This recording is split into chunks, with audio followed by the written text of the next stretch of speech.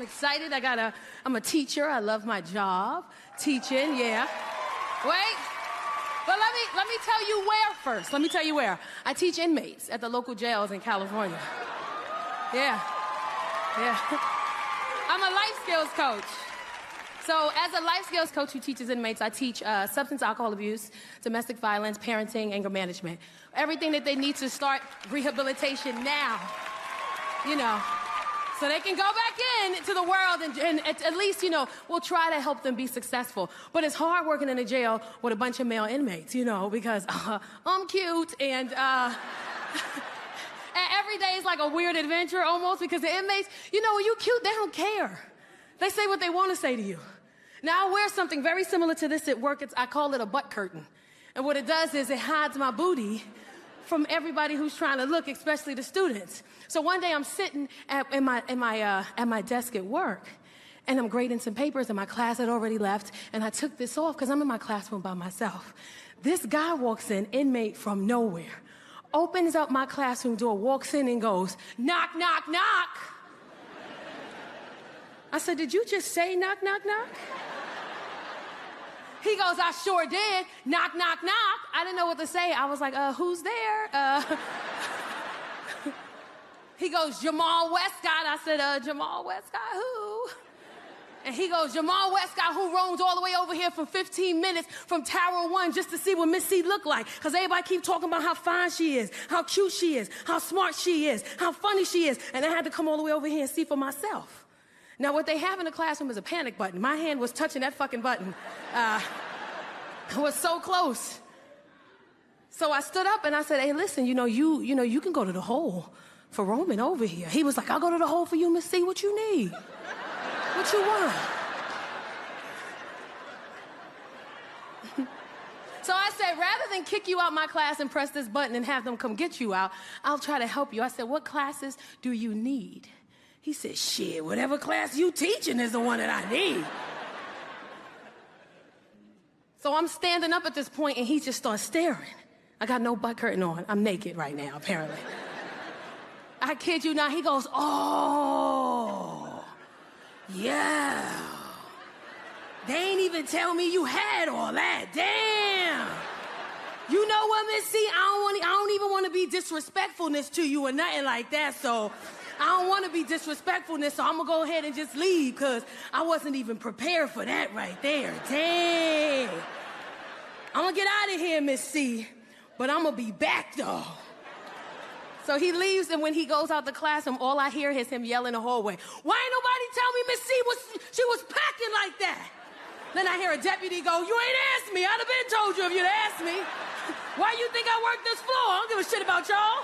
I'm here for Miss C. Then they gave me a promotion. No. They come to me one day and said, they go, Miss C, we want you to do something. And I said, what's up? When you go upstairs, we want you to teach the gay guys. And I was like, how the fuck is that a promotion? I don't understand how. They said, go up there, they'll love you. I said, okay, cool, I'm gonna do it, whatever. I'll go up there to teach the gay guys. Somebody pulls me to the side, they said, Miss C, they're not gonna like you. I said, why? They said, because the teacher that they've had, he's been there for 20 years, he retired, they don't like new. I was like, no, they gonna love me. He said, okay, good luck. I'm nervous, but I know how to get a gay guy. I know what to do. I went in there designered out. I had on Louboutin shoes with a Louboutin belt. I had a tote bag with nothing in it. I wore it for the effect. I needed them to see that I'm about this goddamn life over here. I walk into the classroom. I put my bag down on the desk. I start writing my name on the board, my introduction, who I am and what I do. For 15 seconds. This is all you hear for 15 seconds.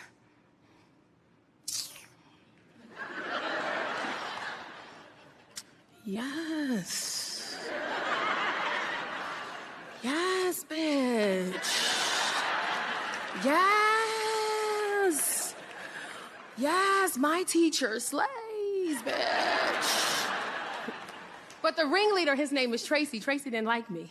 He won't even look at me. I'm standing here. His back is to me. And the guy's telling him, oh, my God, you need to look at our teacher. And Tracy's like, no. And he's like, but she's cute. And he's like, I bet you she's not. So he goes, you need to turn around and see our teacher.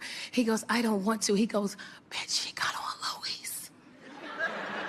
This is how Tracy turned around.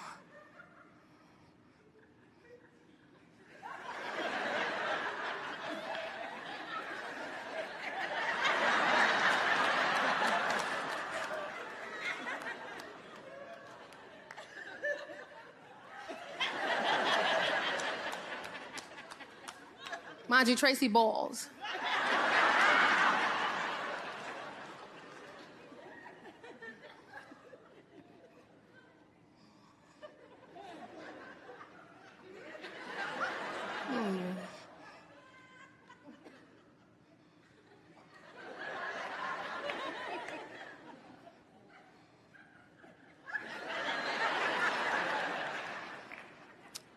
That shit is fake. I looked at Tracy at first of all, I said, my shit ain't fake, Tracy. He goes, why are you mad at me? I said, you know what, let's start this over. I said, hi, I'm Miss C. He goes, I'm Tracy.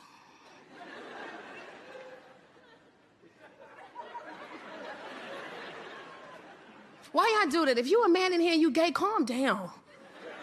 All this shit right here. Problem, what? Mad, what?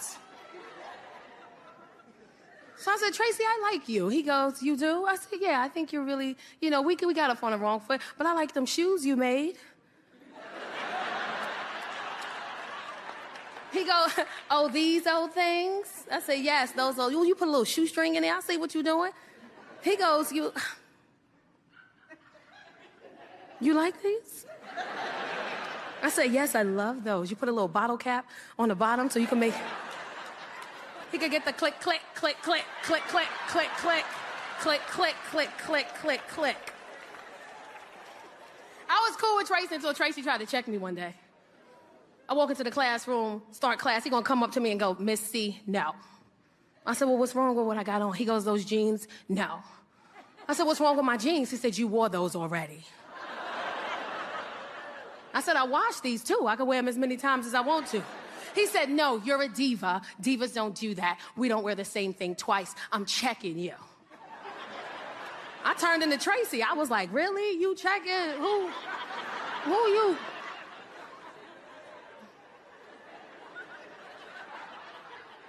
Who you checking? Me? Funny thing, you wear the same shit all week. Who the fuck is you checking, Tracy? You playing with? He gonna get mad talking about something. Touche. You ain't even... Trying to date out here in California, that's difficult. Dating is difficult because I got kids. That's hard when you got kids. I hate them. People always get mad at me like, oh my God, how could you say you hate your kids? You don't know them. You don't know my life. Don't be telling me what I can and cannot do. I got 3. I got a 17-year-old son, 6'1", 140 pounds, got my whole face adorable. He gonna come to me the other day and say, why you keep leaving condoms on my bed? I was like, cause you in these streets and I'm in these streets, so don't bring me home no little bald-headed ass baby. I'm not trying to be no grandmother no time soon. And I won't bring you home no little brother or sister that you got to watch, because you're going to lose either way, okay? Let's just help me help you, okay? You know what? Give me back one of them condoms. I'm going somewhere tonight. Give it to me. I got shit to do tonight. Give it to me. He up here lying, talking about something. He like women with crusty feet. No, you don't. You must not have good sheets, okay? Because some crusty feet, that's some fucking shit right there. That means she work hard. Yeah, enough to get a pedicure, bitch, okay? That's what you... Because if you working hard and the back of your feet crusty, you making fucked up financial decisions. Because if the back of somebody's foot crusty, it make me look at their toenails now. I'm like, what the fuck going on with you if your feet crusty? Because that's what men like now. Men like feet now. Y'all be liking feet. Man, I never watched, like, this new generation of men. Back in the day, they didn't give a fuck about your nails and your feet. But nowadays, they assess women based on they look at your hands. They look at your feet now. They want to, what you said? Little things? Yeah, y'all niggas got to get y'all shit done too, though. Y'all can't be... I don't want no crusty foot either, okay?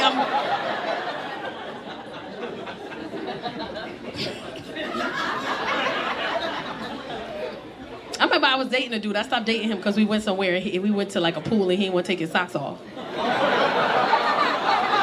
I was like, we getting in the water though. He was like, I know, but this is what I do. I'm like, by yourself. I'm not finna be in the pool with you with your socks on. I will swear to God I will go underwater and take that motherfucker off. I swear to God I will dive just to take your sock off. Crusty feet, bitch, walking around here with good jobs. What kind of shit? I wish I would let the back of my foot get crusty. I feel it myself. I'm like, ooh, shit, we gotta do something about this right here. Like, that's how. Y'all got crusty feet in here? You got crusty feet? You don't look like you got crusty feet. Huh? You like your feet soft as hell. Yeah, you raised your hand when I said crusty feet. Yeah. You can't raise your hand and then... His feet crusty? Oh, they cool. God damn. What happened to protecting your partner? You're supposed to lie. You're supposed to like, girl, his feet soft as hell. I be touching them all the time.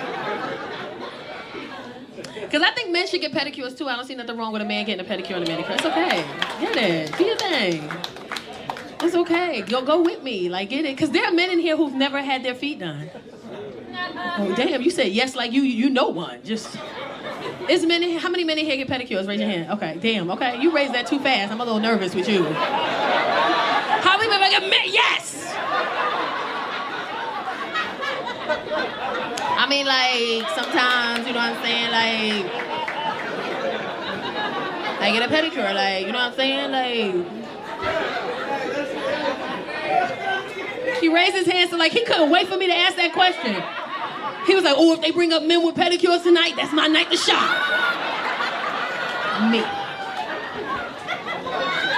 Soft feet ass nigga right here. You get manicures too? Not yet. Not yet. You get your feet soft, but your hands hard as fuck. Like, that's cool. I can't deal with a dude with fucking hands. That bothers me. Like, I understand you work out, men get callous and stuff like that, but you could, shave that down. Go let the little lady take care of it, Like, let her. You ain't finna touch me with them shits. What happened to your back? You did that. Oh, werewolf hand having ass. You, stupid. She laughing hard. Let me see your hands. She laughing too goddamn hard. Let me see. Show me them little hands. You got some little ass hands. Let me see your hands. They're so little. They don't look crusty. They don't look. How y'all doing? What's up? First of all, where the we at? Batavia, Geneva, St. Charles area, right? How many of y'all live over here? Okay. Well, everybody came from Chicago? Yeah, not the Chicago. Yeah. Thank y'all for driving out, because y'all was fighting me all over social media. Because every time I put a post up that I'm in a different city, it's always somebody from Chicago. When we got something against Chicago. You not coming to Chicago. What you got against Chicago? I'm like, I'm scared a little bit to come out there. Why are you in Chicago? Like, but y'all drove. That's what is like a 40? That's not that bad. Yeah, you got a good playlist going. You living your life. Y'all was acting like y'all ain't drive for worse shit. Some of y'all drove 2 hours to a house you ain't had no business being at, but you can't come. But you can't come say hi. But I appreciate y'all. Man, I was butchering the shit out this name. I know where the f*** I was going at. But I like it here. It's cute. Look at all these couples. Ew. Little cutie put to the ew. All these relationships in here. Look at y'all. Y'all married? No? Y'all not together? What y'all doing? Oh, y'all just hang out. Do y'all know each other? Yeah. Because I looked over there and they was both like, don't come over here. Your friend already tried. Don't come over here. So what y'all doing together? Y'all just friends. I like that.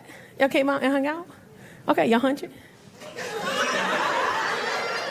Because people grown. Y'all not hunching. So why y'all here? Y'all just was like, oh, we gonna go see Tacarra? Oh, thank you. And she didn't want to come by herself? He brought me out to the Are y'all both single? Y'all both single? Why you make the face like you're not sure? Y'all both single? Okay, so what's the problem? Oh, she might not be. Oh, I'm gonna go over here. I want to have one of the moments like they just had at the fucking with the CEO hugging the bitch from behind. Did y'all see that all over the internet? I'd have choked that bitch as soon as the camera got on me. I was like, get off of me, bitch. I'm married. I looked into the camera. I love you, baby. This is what I got to go through being a billionaire. I'd have pretended like she was choking or some shit. Look, it's popcorn. She almost died. You want me to let her die? People be doing shit publicly and be mad at the world because everybody found out. Did y'all see his apology? Oh, God, he apologized. It was the most bullshit. He said the standard apology, and then at the end he said, well, I hate the fact that you guys took a private moment and made it public. You made it public. We would sleep in our bed and woke up scrolling. The phone hit us in the face. We picked it back up and bam, there you was. Hugging the bitch. The internet crazy. This is the thing. If you've been following me for a long time, you probably know I've dialed back from the internet. Because I had to learn the hard way that sometimes it's just best to mind your goddamn business. And it's really important because I have this new thing now where I'm like, is this content? Because people will take somebody else's trauma in the moment while they're still going through it and make content from it. And then they'd be like, why is the world so crazy? Because I'm hurting and you're laughing at me. For this, I'll stab his ass. Like, that's what's happening nowadays. Let me tell you this, if you're in a relationship, stay there. Don't come out here. I was single for 2 years. Wasn't nothing out here but designer clothes and they homeless. Don't come out here. I went on a date. First thing he asked me was how many bedrooms you got. Get your homeless ass out of here. Unless you're being abused. If you're being abused, get out. But if you just want to leave, don't leave. Because one of my girlfriends, she married for 20 years. Came to me in confidence. Hey, friend, I said, what's up? I'm going to leave David. I said, why? Because I'm bored. I said, I'm leaving him because I'm bored. She ain't worked. They've been married for 20 years. She ain't worked in 20 years. They got 3 kids. He told her, once we have kids, I don't want you working. I want you to be a stay-at-home mom, take care of these kids. And that's what she's done. From what I see, she's lived a pretty good lifestyle. I said, why you want to leave him? She said, I said, is he hitting you? No. Is he cheating? No. Is it not working? No, it's fine. Why are you leaving? She said, because I'm bored. I'm like, it's just a pottery class right up the street. There's all kind of things to do. You don't leave this good man because you're bored. At the time when she told me I was single.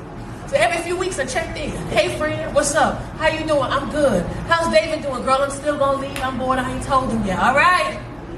2 weeks later, hey friend, what's up? How's everything going? Everything's good. Did you talk to him yet? Girl, I'm gonna tell him this week. I gotta let him know because I'm ready to go. All right. A few weeks later, I hit her up. She said, why the f you keep asking me about my husband? I'm like, because bitch, I'll take him. If you don't want him, give him to me. I'll take them bald-headed ass kids to school. I don't give a shit. I know how to pack a lunch. I'll share that mother. You be in relationships. Hold on. Y'all be thinking it's better on the other side. Ain't shit on the other side. That's a picture.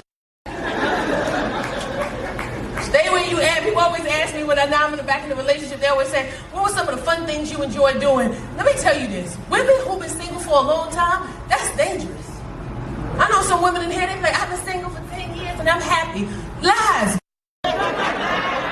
You're happy in the daytime, but at nighttime, that weighted blanket don't do what you think it's gonna do. That rose is all fun and games, so you nut it out, and now you got to sleep by yourself. It's cold in there, ain't it? Some of y'all been single for so long, you got 4 different color roses. Why you got 4 different colors? Somebody in here feeling attacked. I feel you staring at me. You've been single for too long, it's dangerous. Why? Because you get used to you. I was single for 2 years, by myself in my house for 2 years. I'm used to myself.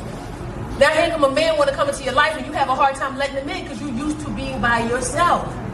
I was talking to a dude, we together, his birthday came up. I told him for his birthday he could just spend the night in my house because every time we had a good time, I always went to his house.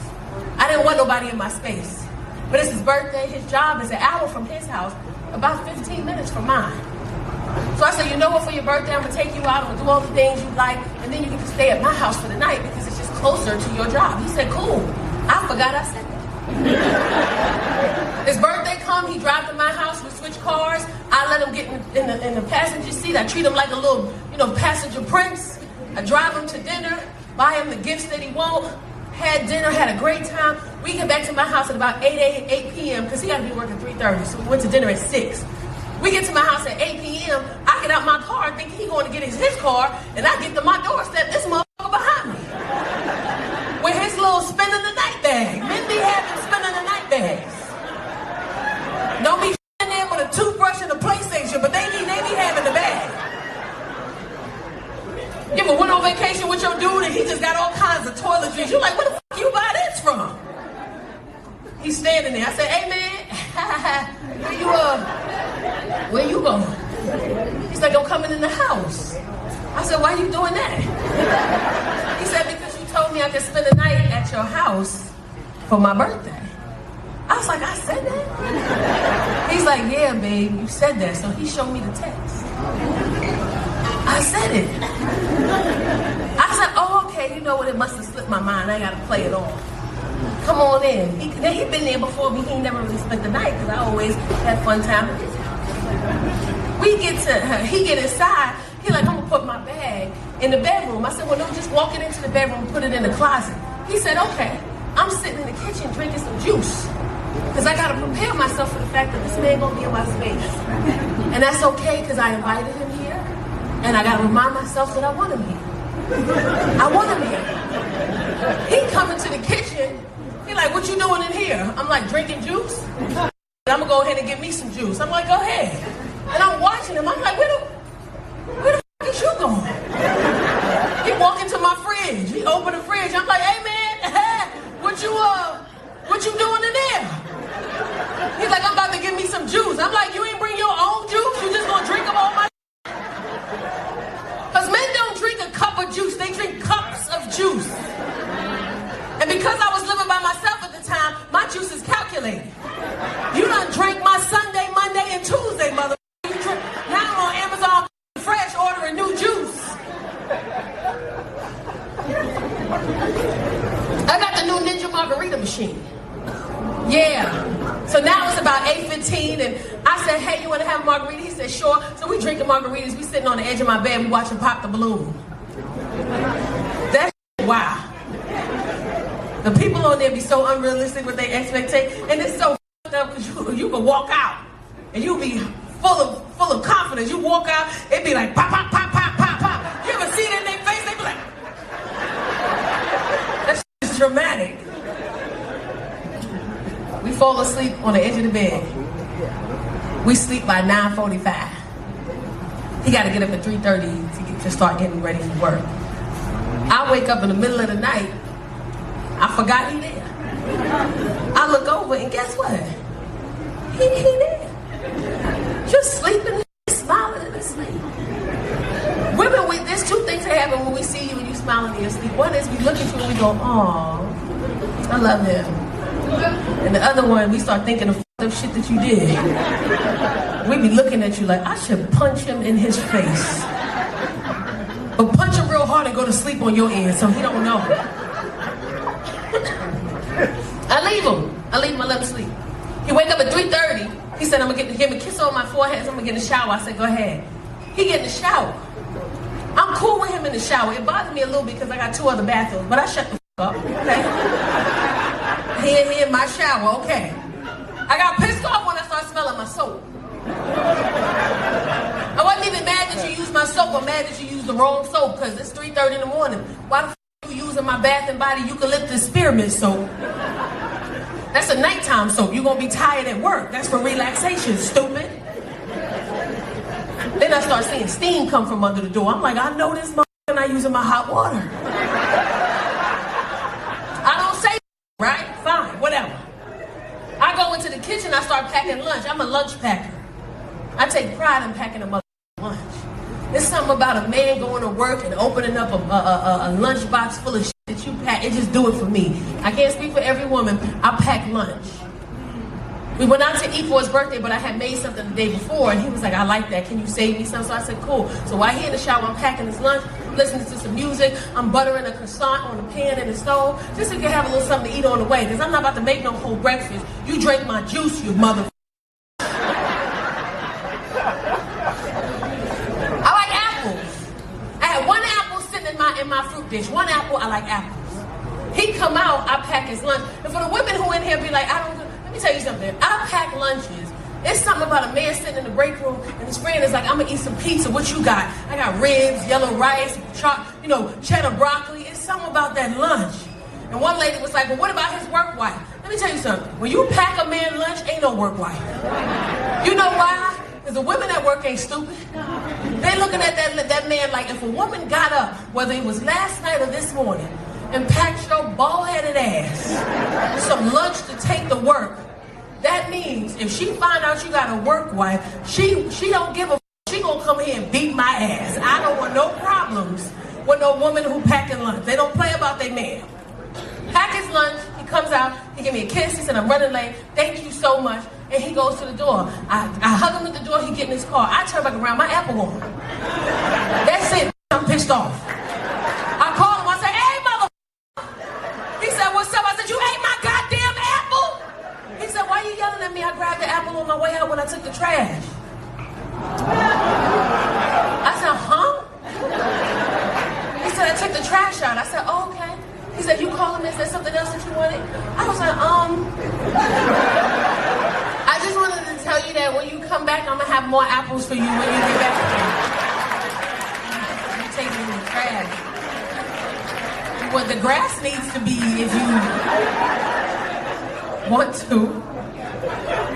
Like, you're her mother, and you're supposed to protect her, and some of the things that you said was like so freaking hard things about her, she's gonna hear that stuff one day, and she's not gonna be happy, and I don't wanna keep you because I know that you're busy, but I definitely just wanted you to know that from like one parent to another parent, I'm like so freaking offended. So, bitch, I don't give a shit, I don't know you. I'll entertain you for a second though. How old are your kids? Well, my son, he's 7.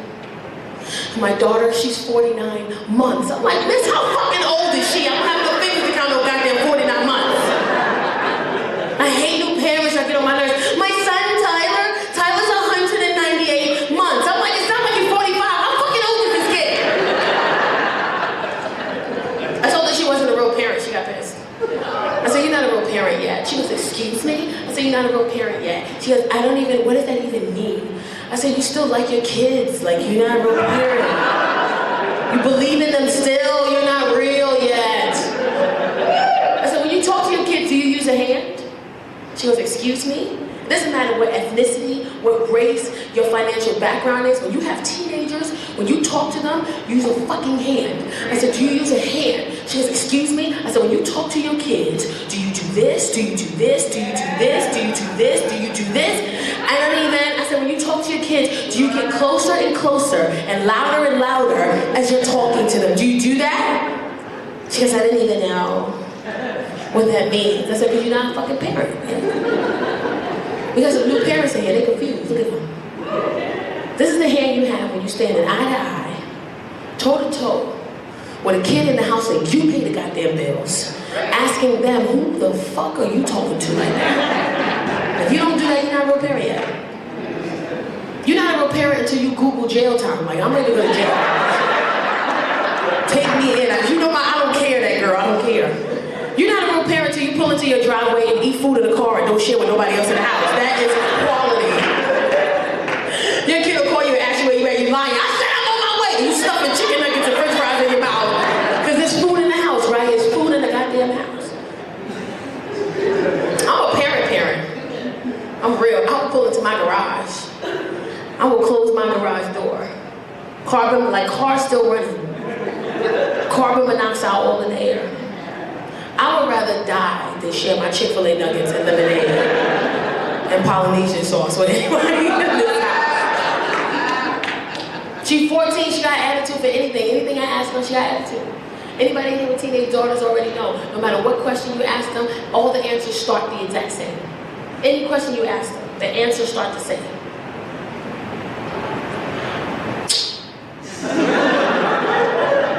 No matter what you ask, that's how they start the answer. Like, I don't really know, what are you looking for? I don't get it, wow, you're being weird, I gotta ask her a simple question, she got attitude. Simple question, she mad at me. Casey. Yes? Are you hungry? I mean, like, hungry, or like, what kind of hungry? Like, real food, like, snack, like, this is a weird question. Like, what kind of hungry? Like, right before dinner, like, a snack, like pizza hungry? I mean, I could eat. I'm like, you can fucking starve too, I don't give a shit. I had my food in the car, sir, I ate already. A chicken nugget in my pocket right now, do you hear me? I don't care. And they bold, so you ever had your teenager ask you for something that was insanely expensive, but it was like nothing when they asked you? Like they ask you like it's nothing. Like my daughter, she asked me one day, she was like, "And when I get these sneakers?" I was like, "Okay, what kind of sneakers?" "They're Balenciagas." I'm like, "How much are those?" "Not expensive, like $600. I'm like, says the motherfucker with no job. Are you crazy? I'm not buying those for you. Every time she wants something, she compliments me very quickly. I don't know if your kids do that, but kids, they'll compliment you so quickly, and then they'll dive in for whatever it is they want.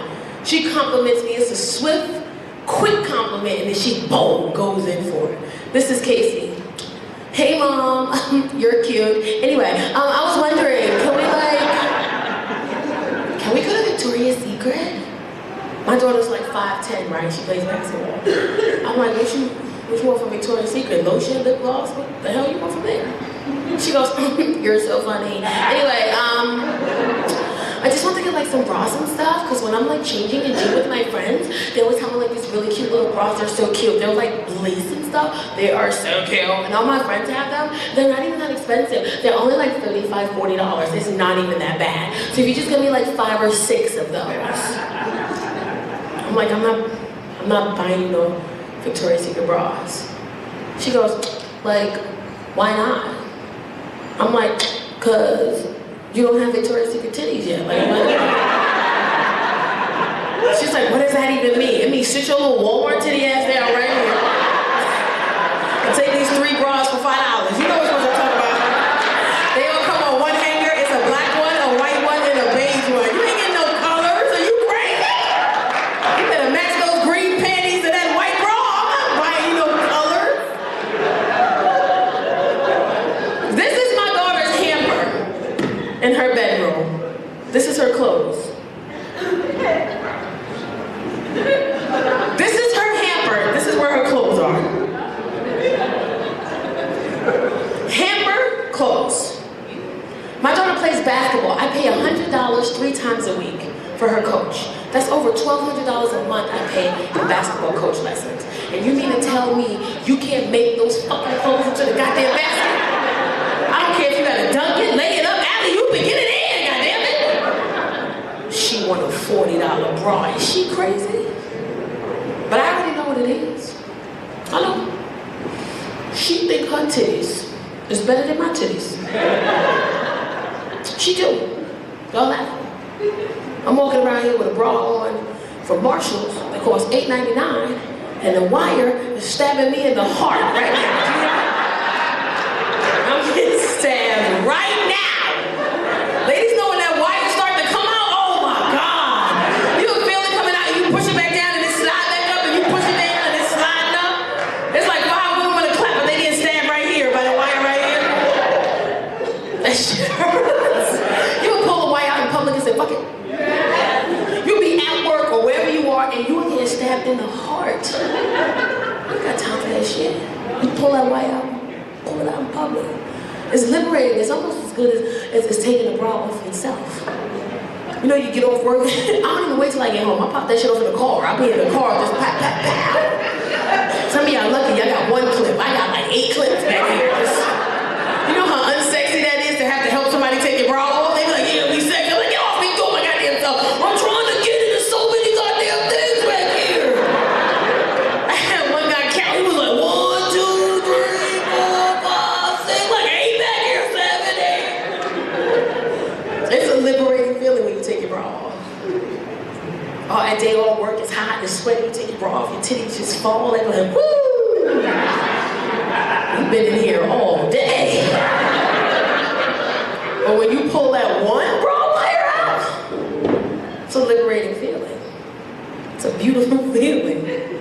But when you do that one titty, and this one up, when you pull that wire out, this titty go right to sleep. It just...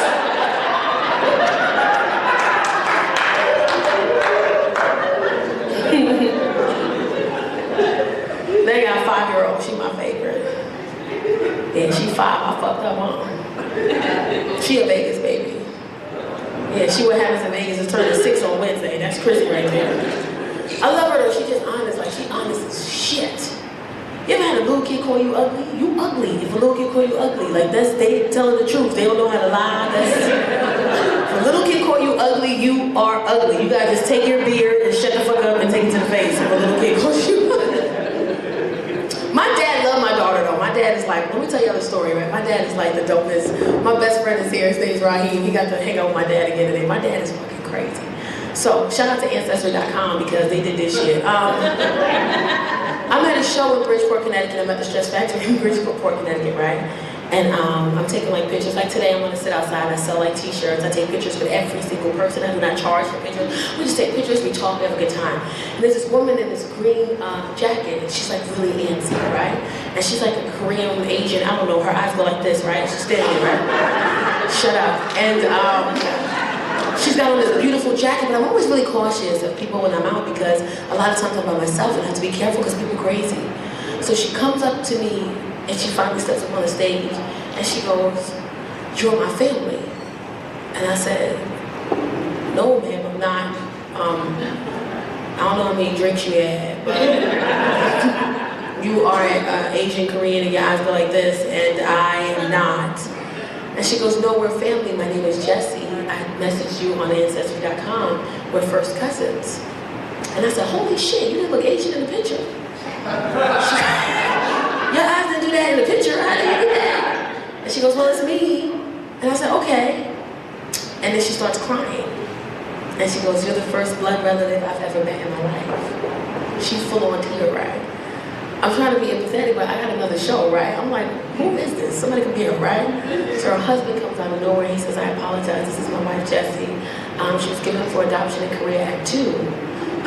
You know, you're the first blood relative she's ever met. And she's 50. And she's just trying to figure out who she is, right?" So I said, "Okay." So she goes, "One of your uncles is my dad." So I said, "Well, I only got one uncle, and that's Uncle Michael." And she starts crying. She's like, "His name is Michael." And I'm like, "Listen, he an asshole. You ain't gonna meet him here. Just wait. Don't cry." So I'm a little more empathetic. She drove 4 hours to meet me. She saw where I was gonna be on social media. She drove 4 hours with her family, her 4 adult children and her husband, just to meet me, her first blood, you know, family member, right? So I take her to the green room. I talk to her. I talk to her kids, her husband. I call my uncle. My uncle's like 76, right? He's asleep, right? It's 11. It's like 10 o'clock at night. He's been asleep since 8 o'clock, right? So I call my dad because I know my dad is out. My dad answers the phone. Now, heads up, my dad is an asshole. I just want to make sure you know this before I say what I'm about to say. My dad is a fucking asshole, right? I call my dad. I said, "Hey, Dad." He goes, "What's going on, kid?" I said, "Hey, there's a woman here. Her name is Jessie. She says she's Uncle Michael's daughter." "Uncle Michael's daughter? Who the fuck is she?"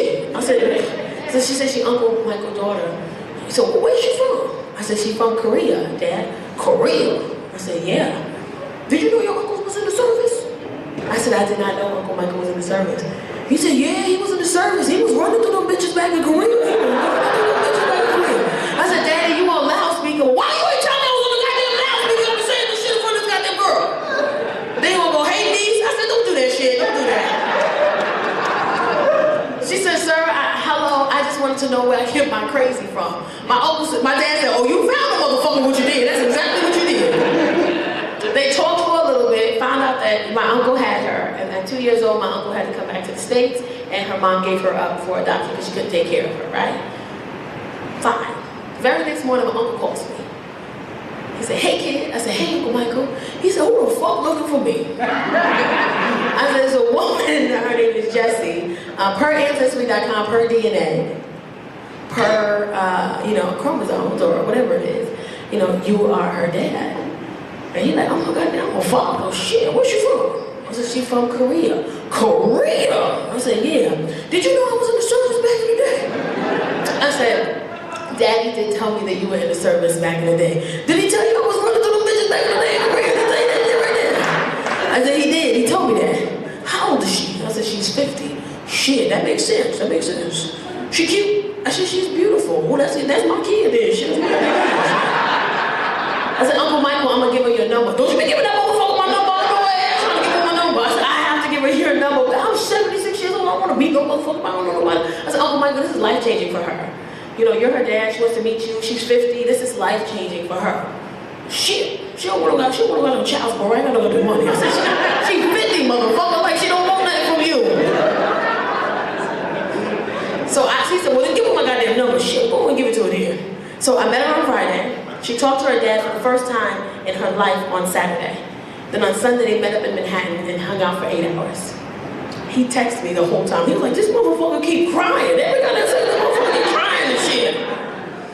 Cool story, right? Sweet story. She's coming to LA in 2 weeks. I'm gonna hang out with her in LA in 2 weeks. Beautiful story, right? But my dad don't like that shit. My dad don't like it. My dad calls me Monday morning. Hey, kid. I say, hey, Dad. So let me ask you a goddamn question with this shit, okay? So you spit in the cup and you give it to the internet. I said, it's sad that you said it that way, but yes, that's exactly what the fuck I did. I spit in the cup. So you give it to the internet and then they give you a little code and you put it up on the goddamn social media or whatever the goddamn thing is, and the people will just find you. I said, essentially, yes. That's yeah. Yep. People just, yep, they can find you on the goddamn internet. I said, on the internet. So people would just text it in and just see if they related to you. I said, well, they have to be a part of it. They have to do the test too, and if their chromosomes match mine. Is it chromosomes? I think it's chromosomes, DNA or something. Then it'll tell us exactly how we're related based on how many we have, that's connected. Mother, father, son, daughter, uncle, whatever. He's like, on the goddamn internet. I said, yes, Dad. So if the people can find you, then they can find me, huh? I said, essentially, yes, Dad. Why don't you go on ahead and just deactivate the shit for me? I said, what? He said, take that shit down. I said, I'm not taking that down. Take the motherfucker down. I said, I'm not taking it down. He said, you don't know who's looking for me. I said, ain't nobody fucking looking for you. He said, you don't know my goddamn life. These motherfuckers is lost. I said, Daddy, ain't nobody looking for you. Ain't nobody fucking looking for you. Calm down. Take the motherfucker down. I said, I'm not taking it down. He said, you're gonna ruin this whole goddamn family. You keep that goddamn shit up there like that. I said, Daddy, ain't nobody looking for you. He said, you don't know my goddamn life. So I'm gonna tell you something. Don't tell your mom. Mind you, my mother been divorced for 20 years, right? He hates my mother, but he loves my mother. But if you mention my mother in front of him, he calls her a bitch. He be like, that bitch, I can't stand that bitch. Let me tell you why, because my mother married the guy that she told my father not to worry about. So my dad has never, they got 8 kids together, he has never let it go. If you mention my mother, today we was in the restaurant, I said something about my mother, and I was like, Daddy, I'm on my way to your house. He said, all right. I said, yeah, I just came to see your mommy, so, I'm on my way now. He said, y'all on your way? I said, yeah, we on our way. Don't you bring that bitch to my house. I said, I didn't say mommy, I said me, motherfucker, what's wrong with you? So he said that back in the day when he came to the States, he went to Hunter College in New York. He said, I was at Hunter College. Hunter College, they had the dorms. They had a dorm full of men, just men everywhere. And then across the campus, they had 3 floors full of women, just fucking fine-ass goddamn women all over the place. Baby, I was running through them bitches back in Hunter College. I said, Daddy, what does that have to do with anything? Somebody could be looking for me, and I don't got no goddamn child support money for no goddamn body. I said, don't nobody want no fucking child support money for you, Daddy. Ain't nobody come to take the shit down. I didn't take it down. He hung up on me. Then an hour later, he texted me and it said, ... deactivate the shit. And I was like, my dad hates my mom. He really does. But I love him. Like, my dad was an alcoholic when I was growing up, but he was like the fun alcoholic. I know that sounds weird, but he was. Because you could win as long as you had a beer. Like, I was like 10 years old with beers in my book bag, just so I knew. And I can't. Because he always found a reason to celebrate. My mother would be like, Tacarra was fighting in school. Did the motherfucker win? Well, give me a goddamn beer. It's a celebration over here. She got a D in math, but then the motherfucker failed. All right, then give me a goddamn beer. That's a goddamn celebration over here. That was my dad. My dad was supposed to beat me one day, right? Because I did something really bad. And my dad was supposed to beat me, but he was drunk, right? So he was like, I'm gonna whoop your motherfucking ass. I was like, please don't beat me then. He was like, I'm gonna bust your ass. I was like, well, there's beer in the kitchen. Oh, there's beer in the kitchen? I said, yeah, I'm gonna go get you one. So who give me a goddamn at the beer, he opened it, he's sitting there, he's like, shit, your mama gonna be mad, huh? I said, I don't know. He said, well, run in your room and fake cry. So I'm running around, make it better. It's the best. I got to stay up late. My dad would finish his beer and forgot he finished his beer, and I would put another one there. Because I was sneaking and watching TV. I wasn't supposed to. So I'm like behind the couch watching TV. As soon as he put the beer down and it was empty, I would fucking put it to the side and I'll put another one there. And he'd be like, yeah, what's your shit? You know what, God? I see you looking out for me. Goddamn, I see what you did there. Shit, good. That man is good. I love him so much. He loves my 5-year-old. My dad, he really loves her. He said he loves her because she is, she's not tainted yet. That's what he said. He said she's just honest. So when she do stuff to make you want to fight or don't, she's just trying to tell you the truth. Like she told me the truth about my size. Like I don't have a trainer, I'm working out, I'm trying to get in shape, But my daughter teaches me about my size all the time. She let me know how fucking big I am all the time. And she don't say nothing to me, it's just the stuff she do indirectly hurts my feelings. Like one day I come home from work and she got on a tube dress, right? The tube dress is like this big, when you put it on, you stretch, you go from here to here real quick. She got one on. Hers say Nike on the side, right? And they got a hole in the back and her whole ass is hanging through the hole and she's just walking around doing this around the house. So I'm having a heart attack. I'm like, where'd she get this goddamn dress from, right? So the first thing I think is Casey's, right? I call Casey, I say, Casey! She come running down the stairs. She see her, she start laughing. She goes, why is she walking around like that? Because she just walking around the house just doing this shit. I said, that's not funny, where she get that dress from? She goes, I don't know. I said, that's not your dress? She goes, no. I said, you didn't get that dress from one of your little friend's house and you thought you was gonna wear it when I wasn't around? She goes, Ma, I'm 14, I don't wear things like that. I said, where the fuck she get that from? She said, I don't know, that's not mine. So then she said, maybe it's Chase's. So I'm like, oh shit, Chase be bringing girls in the house, right? So I called Chase down the stairs. I said, Chase! He come right down the stairs. He goes, yes. He sees the baby, he start laughing. She still got it on, say Nike on the side. He got a hole in the back, whole ass hanging through the hole. And she's just walking by, all three of us just doing this. So I said, that's not funny, where she get that dress from? He said, I don't know. I said, that's not your dress? He's like, that ain't my dress. I said, where'd she get it from? He said, I don't know. I said, you be bringing little fast-ass girls in this house and they spend the night or spend time here and leave things like this behind? He goes, Ma, I don't even bring girls to this house because you crazy. That's one. And two, if I did bring a girl to this house, she not gonna wear that because that's inappropriate. I said, where did she get it from? He said, I don't know. I said, Casey? She goes, it's not mine. She still got it on. Black dress, Nike on the side, hole in the back, whole ass hanging through the hole, and she just walking by the three of us. Just keep doing this. So I get frustrated, right, and I grab her. As soon as I grab her and I feel the material, I was like, oh shit. That's my knee brace. You know how knee braces have holes in the back? Her whole ass in the hole. She just walking through the house. That shit hurt my feelings. I let her keep it. I'm not gonna put that back on. That's on her body, ma'am. Her body. This is my knee. It fits her body. I don't want that shit back. I said, you can have it. She goes, I can have this? I said, yes, just put some panties on next time you wear it. Get out my face. Parents, you ever had your kids throw you under the bus? Like, you ever had your kid say some shit in public and throw you right under the bus? And you just gotta stay there and take it because you don't know, because you said that shit? Like, you ever, my daughter threw me under the bus so bad one day, man. So in the neighborhood that I live in California, it's not as diverse as I would like it to be.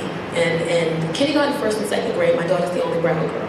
She gets teased a lot from, the kids in her class, the kids in the grades. They call her brown, they call her ugly, they call her chocolate, they talk about her hair. And there's a little Mexican girl who does it all, right? Now, I'm Belizean, which is Hispanic too, and I'm saying that because I might say something really racist right after this, right? And I just want you to know that I'm Hispanic too. So she teases her. One day they even the little girl gave her a handful of black jelly beans and told her, this is your family. So my daughter comes home with the jelly beans. I don't know, I start eating them, right? She starts freaking out, right? She's like, what are you doing? That's my family. I'm like, I'm sorry, these are my favorite. Why would you bring these, right? So I have a meeting with the principal. I have a meeting with the mom. I'm having a meeting with everybody about this.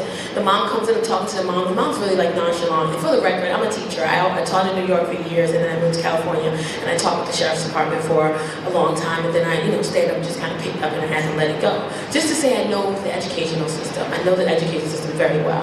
I go to the principal and I said, can you set up a meeting with the mom? The principal says, I can't, because it's a liability issue. If something happens between the two of you, we are responsible.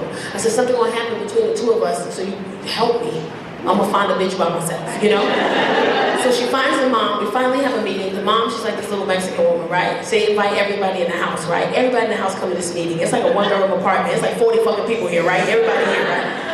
Nobody speaks English but the mom. So I'm telling the mom, I'm like, this is racist, what she's saying, and she's getting it from somewhere. They're 4 years old, and she's learning, and I just want to be mindful what we do with, around them, when we say around them, because it's really hurtful for my daughter. And the mother's like, Beto, I don't know, they kids. I said, I know, but I'm telling you that this is not okay, and it's damaging to my daughter. Beto, I don't know what you want me to do with these kids. I said, why don't we do this? How about we hang out all together? We can go skating this weekend, I'll pay for it, and let them see us hanging out together, so that way they can know that it's okay to be friends. She goes, Beto, I don't know what you want me to do. I said, I just fucking told you what I wanted you to do if you listen to me. She don't want to do it, right? My daughter come home a week later, the girl hit her. I'm in the kitchen frying chicken, right? Because I like chicken. And I'm frying it, right? And she comes up in the kitchen, she crying. She goes, Mommy? I said, yes. She goes, that girl, she hit me today. I'm frying chicken. I took the chicken off the stove, I put it in the bag. I turned around and I said, if that girl hits you again, you hit her ass back and you don't stop until somebody pulls you off.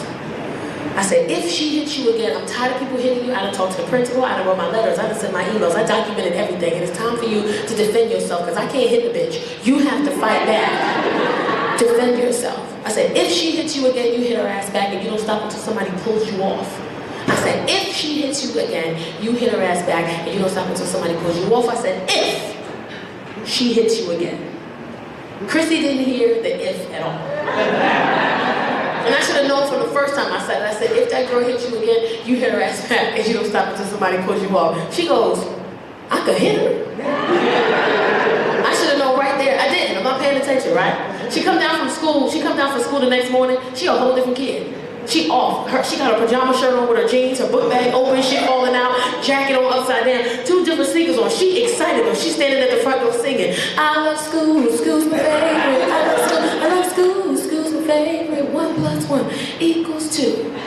I said, you're gonna have a good day at school today. She goes, I'm gonna have a great day.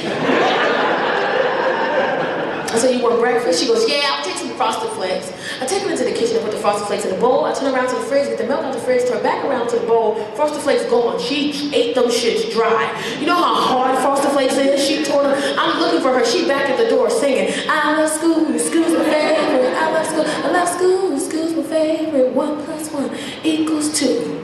We get in the car, she's buckling her seatbelt and she's still singing, I love school, school's my favorite, I love school. I'm singing with her, school's a favorite, 1 + 1 = 2. I like this song, that's a cute song. Where you find this song? Drive her to the school, the volunteer mom's there, they open up the car, get her out the seatbelt, get her out the car, she starts walking into school. I said, Chrissy, she goes, yes. I said, have a great day at school today. She looks at me, she goes, I am. She's still singing into the school. I love school, school's my favorite. I'm driving off still singing, I love school, school's my favorite. 1 + 1 = 2. I get 1 block. I get the phone call, the principal. Ms. Williams, we need you to come back. Chris has been in an incident. In my head, somebody hit my baby, I'm going to fuck the jail. I already Googled the time, I don't give a shit. I'm on my way.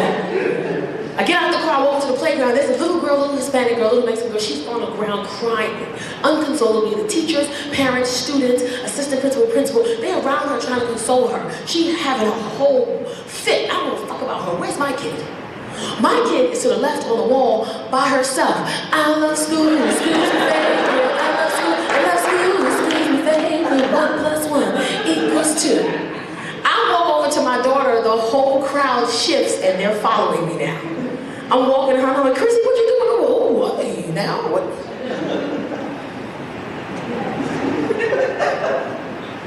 I walk over to my daughter, the principal come out of nowhere. She sat right here. She goes, excuse me, Ms. Williams, I'd like to tell you what happened today. I said, I don't need you to tell me anything about what happened today. I've been trying to talk to you for 8 months, and today's the day you choose to be proactive in the situation. I got it already. already know what happened. Thank you. I'll talk to my daughter myself. I said, Chrissy, what happened? She goes, I hit her. And I didn't stop until somebody pulled me off. The principal goes, well, let me explain. I said, I don't need you to explain anything to me. I got it. Thank you. I said, what happened? She hit you first, huh? She goes, she didn't even get a chance.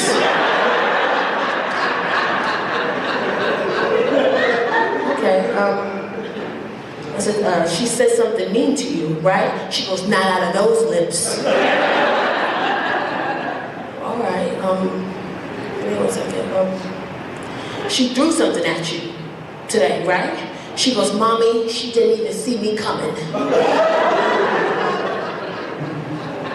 Okay, now I'm confused. I'm lost. I asked her, I said, Chrissy, then why did you hit her if she didn't hit you? She looked me in my face in front of everybody, the students, the parents, the teachers, assistant principal. She looked in my face in front of everybody. She goes, because you told me to.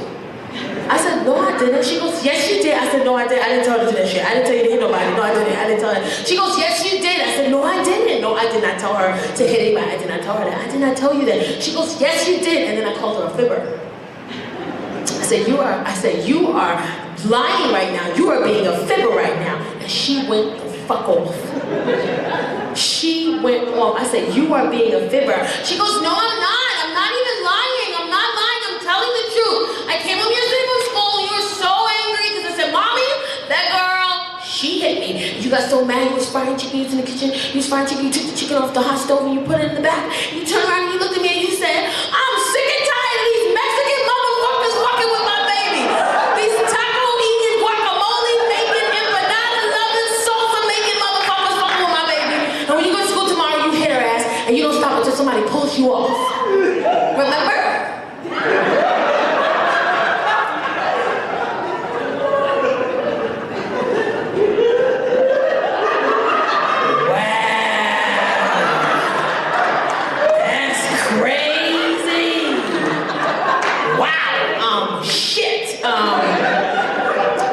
Yeah, so, wow, you don't remember nothing else I ever tell you. So yesterday, she came home, she was crying because they was teasing her, yeah, because it was, shit, wow,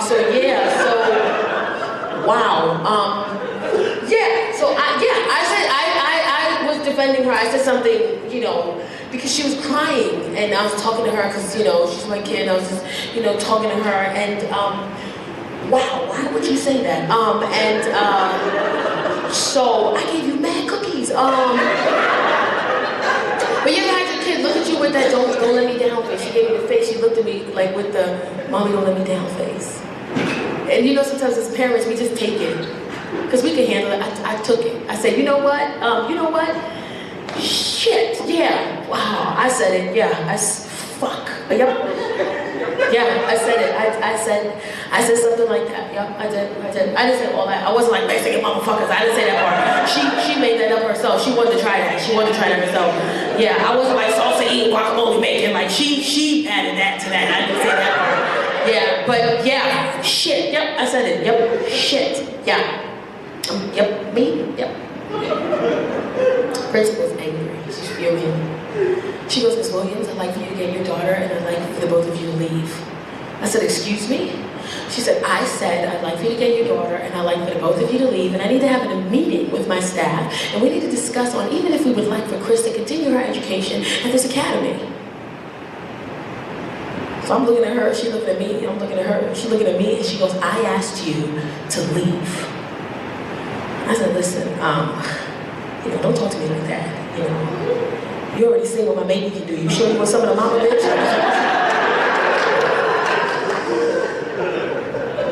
She don't go to no more, they kicked us out.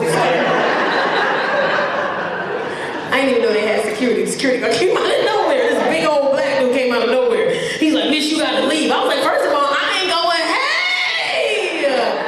Look at you, I'm not leaving, I'm not leaving, I'm not leaving, I'm not leaving. Not leaving. I went on a date with a 23-year-old. It was weird. It was regular drunk, like drunk, like relationship drunk. I think people in relationships get drunk different from everybody else. Because it's like no matter what happens, he gonna make sure you get home safe. You know, like no matter how drunk you get, he gonna make sure you get home safe. He gonna curse you the fuck out when you wake up in the morning.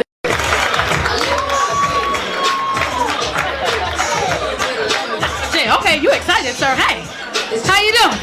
Okay, cut that shit off, cut it off. How y'all doing? Y'all look like y'all surprised I was gonna be this cute. What the fuck y'all thought y'all was gonna get? Take this shit in. This is happening. It's in front of you. I'm plus size. My thighs is touching. I'm good though. I'm good. Got the little balls in between my jeans right here. I'm good though. I'm good. I made it. Oh my goodness, ladies, I'm feeling good. I was in a good space until I did something on my way here. I did something real stupid. You know, because women, we drive in driving shoes. You know, because if you don't, one of your shoes get black on the back. I don't like that. It's suede. So I learned to drive in driving shoes. Only problem is that when I get to where I'm going and I go to put my shoe on, I realize I was like, oh, this foot could use some lotion. But I messed up, you know. I lotioned my whole foot. You know, look at all the women. Amateur move. I was lotioning the top. I started at the top, and then I somehow hit the toes, and then I hit the whole bottom of the foot.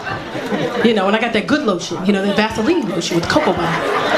I kid you not, all of my toes are at that little point in the front. All of my toes have officially slid to the front of my shoe. Ladies know what I'm talking about. You gotta walk around and keep doing this shit and kick them back because, whoo!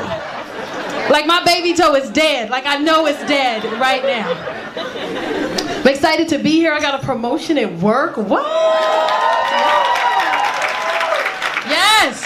I work for the sheriff's department. No, I'm not a deputy or officer. I'm a teacher. Yeah, I teach the inmates. I'm a life skills coach. I teach grown men and women. Yes. Thank you. I teach substance, alcohol abuse, domestic violence, parenting, anger management, and a new module called personal freedom. And the goal is to get them together inside so that way when they leave, they have a better chance of staying out, you know. But it's hard because I'm adorable, you know. It's really, really tough because when you're in jail with a bunch of grown men, they don't care. Like I had a dude walk into my class one day, or my first class had left, I'm in between periods, he walked in, yo, hey, beautiful. I'm sitting at my desk, I stand up, I said, hi, damn. Yo, you Miss C? I said, I am Miss C. Alright. Shit. I had to come and see if the rumors was true. I said, okay, can I help you with something? He goes, yeah. You know, can I take your class? So I said, well, where dorm are you in? He goes, 3000. I said, 3000 is all the way over there. You roamed all the way over here? He goes, yeah, I guess I did. I said, you know you can go to Hole for that. He's like, shit, I go to the Hole for you, Miss C. What you need? Who you got a problem with, Miss C? So I said, you know what? I can't take you because you're all the way over there and I only take 5,000 students, but I can. What classes do you need? And he goes, well, shit. What classes you teaching? Because those are the ones I need. Whatever you. So I said, you know what? I don't want you to get in trouble because you already got to go all the way back to 3,000 without getting caught. So just go back and, you know, maybe some other time you'll find your way. I don't know, but you got to leave. He was like, all right, I'll leave. Shit. I'm going to leave, Miss C, but I'm going to be back though. He came back 2 weeks later. My class is coming in, he walked in, he like, see, I told you I was going to be back, Miss C, I'm back. It's cool because I'm really shapy, like I'm very curvy. So I wear these things called butt curtains. It's just like long ass sweaters that I wear every single day to work. Over everything I have on, I have this long ass sweater that comes down to right here. Every color, I found them on eBay and I just fucking bought every color. It's like, bitch, give me two of everything. In the summertime, I try to tie them around my waist so when I get into work, I just and put it on. It's like a cloak. But when you got a student who just came from court facing 25 to life, he don't give a shit. He come into the classroom one day, it's my best student, he's sad. I said, what's wrong with you? Nah, Miss C, they just gave me 25. They gave me 35 years, but I gotta do 25. I was like, oh my God. He goes, yeah. I said, you know what, I'll say a prayer for you. He goes, nah, can you go ahead and move that little sweater thing up? I said, excuse me? He's like, yeah, you know, cause like, I'm about to do 25 years. Like, let me see. Like, I don't even know why you hiding it, Miss C. We know. Like, we all know what you got. Come on, Miss C. I was like, I'm not gonna move my sweater so you can see my ass. So then can you stand in front of the fan then? Or like, let the fan. Like, technically you ain't touch it, we ain't touch it. Like, you feel me? I said, you know what, you being real disrespectful. I don't want you to go to the hole for this shit. Shit, I'm about to do 25 years, Miss C. I don't care about the hole. I just want, come on, Miss C. Come on, Miss C. Like, if I ain't respect you so much, I'll move that shit myself, Miss C.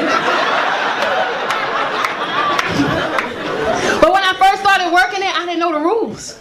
Nobody told me the rules. As a female teacher who's curvy, you gotta tell me the rules when I'm working in the jail with a bunch of men. Tell me.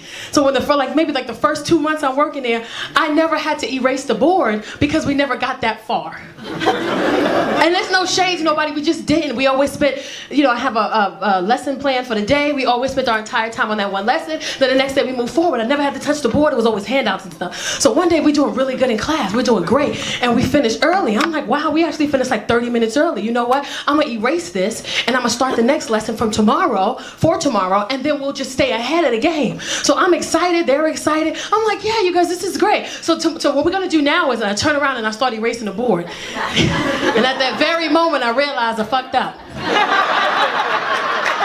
Cause it got real quiet. I was like, yeah, we gon'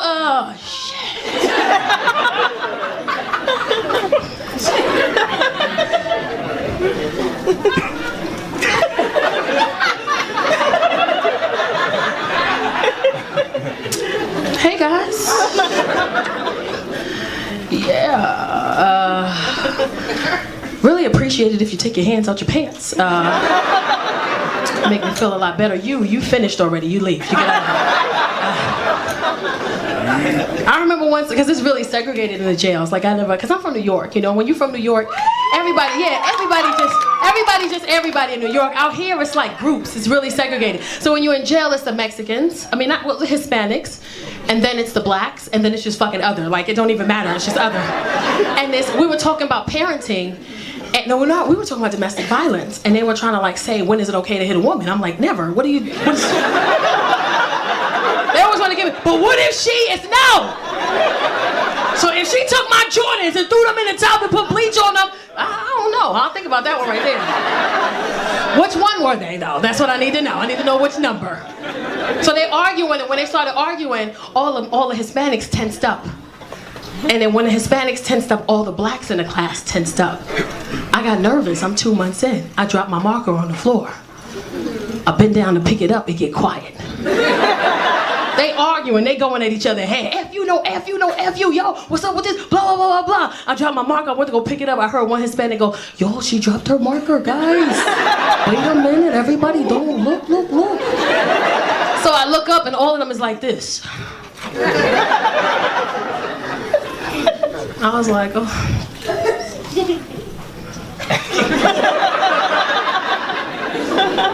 I kicked it out the door. Went out the door, picked it up, and came back in. I got a promotion because now they let me teach the gay guys. I don't know why that's a promotion, but whatever.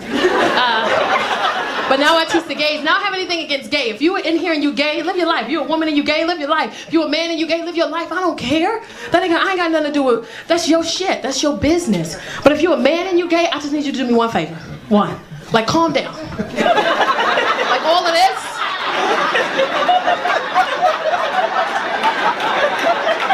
It's too much. We don't do that. Women we don't do that. And they didn't like me when I first got there. Tracy had attitude. Tracy's the ringleader. I'm standing outside the classroom. I'm getting ready to go inside. I'm prepping myself because I don't know what I got to deal with when I get inside. Tracy got an attitude. Off back, I hear him. But who is she? Like, he got the same haircut I got. Like, who is she? Is she even cute? Like, but I know how to get a gay man. I tore Tracy's little life up. I went in there with some Louis Vuitton loafers with the matching belt. I had a bag with nothing in it, but I wore the shit because I needed to make a point. I walked in there, I put my bag on the desk, I started writing my name and my information on the board. It's quiet in the classroom. I hear them whispering, yes.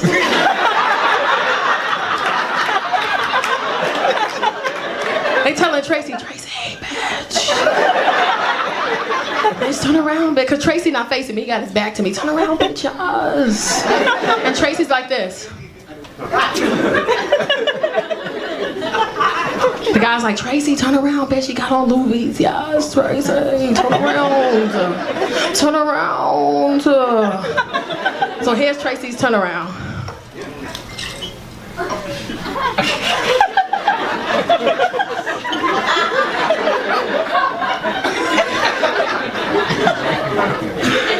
I see, calm down, relax.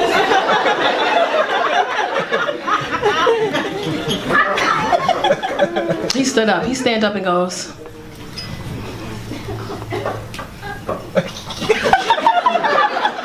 I don't see what you're doing. So I turned around, I said, hi. He goes, hi. I said, how are you? I'm good, how are you? I was like, I'm amazing. So you gonna be our teacher? I said, yes, I am gonna be your teacher. For how long?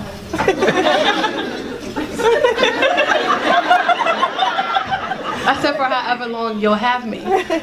Okay, because I think we like you. I said, thank you. He goes, you're welcome.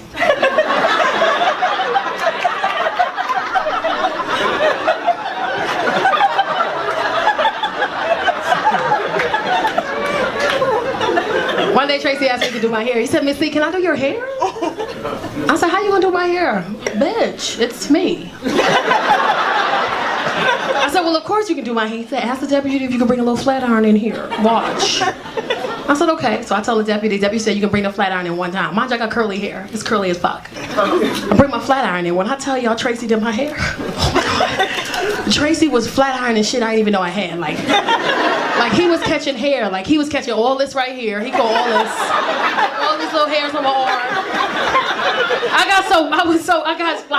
It was so good that, cause you know when you have short hair and you get your hair done on the outside, that shit $90, $100. I don't got enough hair to be paying $90, $100. I got bougie with it. I started bringing my flat iron in every week. We singing I'm Every Woman, he behind me, I'm every woman. Curling my hair. Then the deputy gonna get mad, he gonna hate. Talking about, I said, Miss C, can I talk to you? I said, of course you can talk to me, hi. He goes, I told you you can bring your flat iron in here one time. I said, I don't even be bringing it in here like that.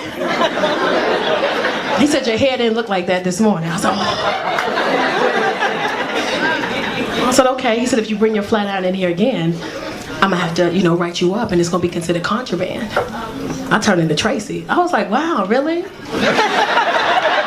mad, bitch? Wow, hater, hello. Okay, I see you, hating. Then one day I felt comfortable enough and I asked Tracy, I said, can I talk to you for a second? He goes, yes. Did you catch that? Yes. I said, why do you do all of this? He goes, what do you mean? I said, you do all of this. What is all of this? He goes, what are you talking about? I said, why do you do this? What does it mean? He goes, everything. So I said, everything like what? He said, ask me something, say something to me. I said, well, your hair looks really nice. He goes, duh. So I said, but sometimes you be having an attitude. He goes, and sometimes you be having an attitude.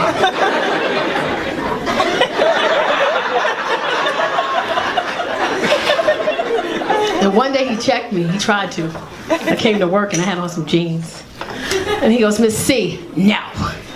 And I was like, excuse me? He goes, no. I said, what are you talking about? Those jeans, you wore those already. I said, excuse me? He goes, you're a diva. We don't do those things. You wore those jeans already, Miss C. No, I'm checking you. Problem? I said, you checking me? He goes, yes. I said, wow, you checking me? Okay, funny. Okay, so you're checking me for some jeans that I wore already. He goes, yes. I said, but I washed them too. He goes, it doesn't matter. You're a diva. We don't do that. I'm checking you. I said, okay, well, shit. I don't know how you checking me when you wear the same shit all fucking week. Who you checking? Problem? You mad?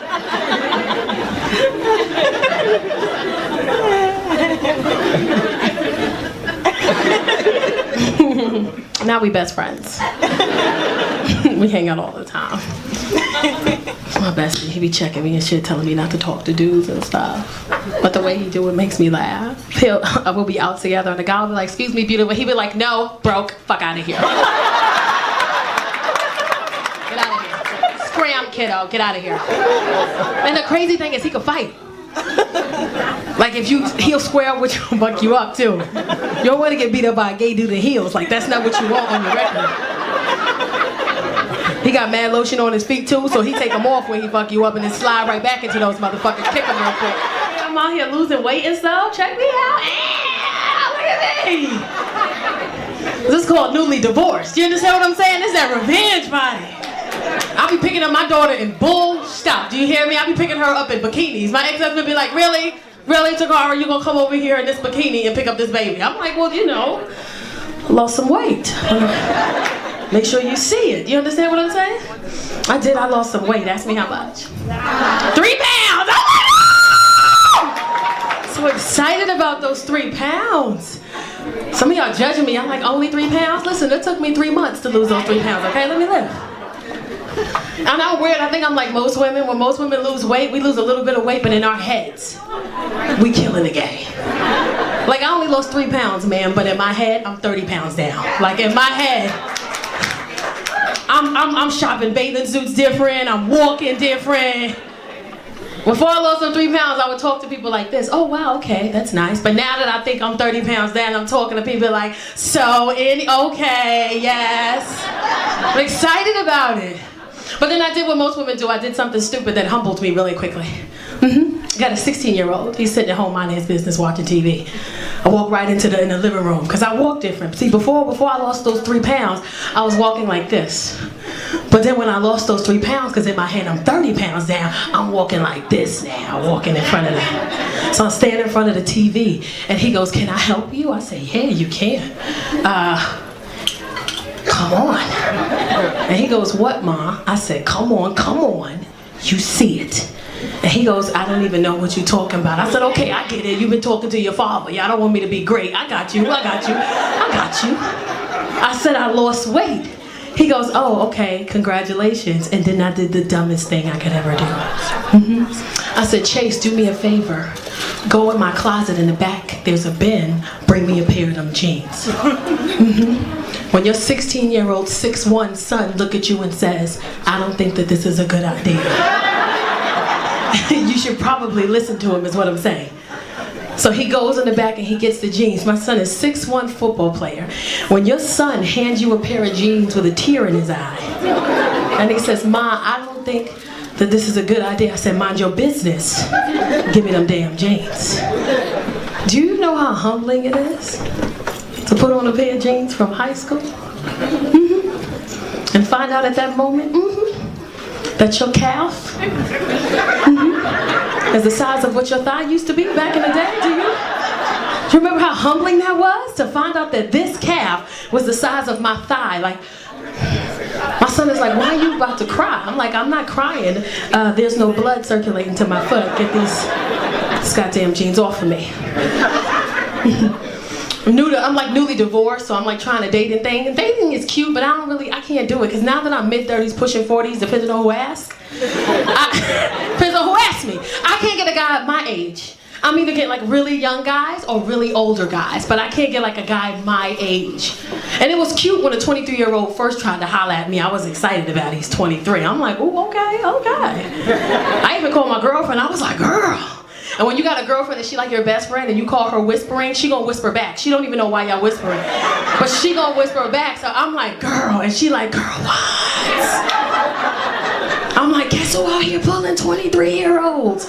She was like, girl, you out here pulling 23-year-olds. And it was cool until he did something. He messed up. He gonna look me right in my face and say, can I ask you a question? I said, cool. He goes, do you buy hair? I said, what? He goes, do you buy hair? Because I sell hair. I said, if you don't get your little ass out of my goddamn face. I'm lying. I gave him my number. I gave it to him. I did. Because I don't have nobody. I don't got nobody. I gave him my number. And it was cool because I took him to the movies. Yes, I took him, mind your business, okay? He in college. He's in college. I took him to the movies. I took him to I Pick Theater Pasadena. We first walked in, he embarrassed me as soon as we walked in, because he ain't never been nowhere nice before. As soon as he walked in, he like, oh snap, it's mad nice in here. I said, hey, shut up. Embarrassing me, get over here. So he comes over, I pay for the tickets, we go in, you know they got the little leather seats. He feeling on the seat, somebody in the seat, he feeling on it. Yo, this is not even like blended leather, this is real leather right here. I said, hey, get over here, get over here. We get to our seats, we sit in our seats. And you know the seats go back, right? I pick theater, he don't know that.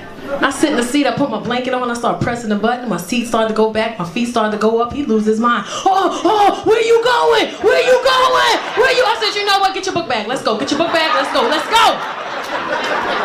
I'm lying, I stayed with him, because I don't have nobody, I stayed with him. And he was cool too, it was cool. But then I had you know, it's a lot of older men in there. If you're an older man, let me tell you something. Just because you're older and you feel like you might die any day, that don't give you the right to talk to women whatever way you want to talk to us, okay? I'm at the gas station one day, I'm pumping my gas, I'm minding my business. Pumping my gas, minding my business, some old dude come up to me. Old school, got on a red linen suit with sandals and socks, I'm talking old. He walked up to me, he go, baby girl! Baby! I said, excuse me? I'm talking to you. I said, well, hi. Baby girl, let me ask you a question. I said, okay. Baby girl, what you doing out here pumping your gas by yourself? You're too beautiful to be out here pumping your gas by yourself, baby girl. You need a man like me in your life, let me pump your gas for you. I said, well, you know what, sir? I'm in a situation right now that requires me to pump my own gas. Like, I didn't know what else to say.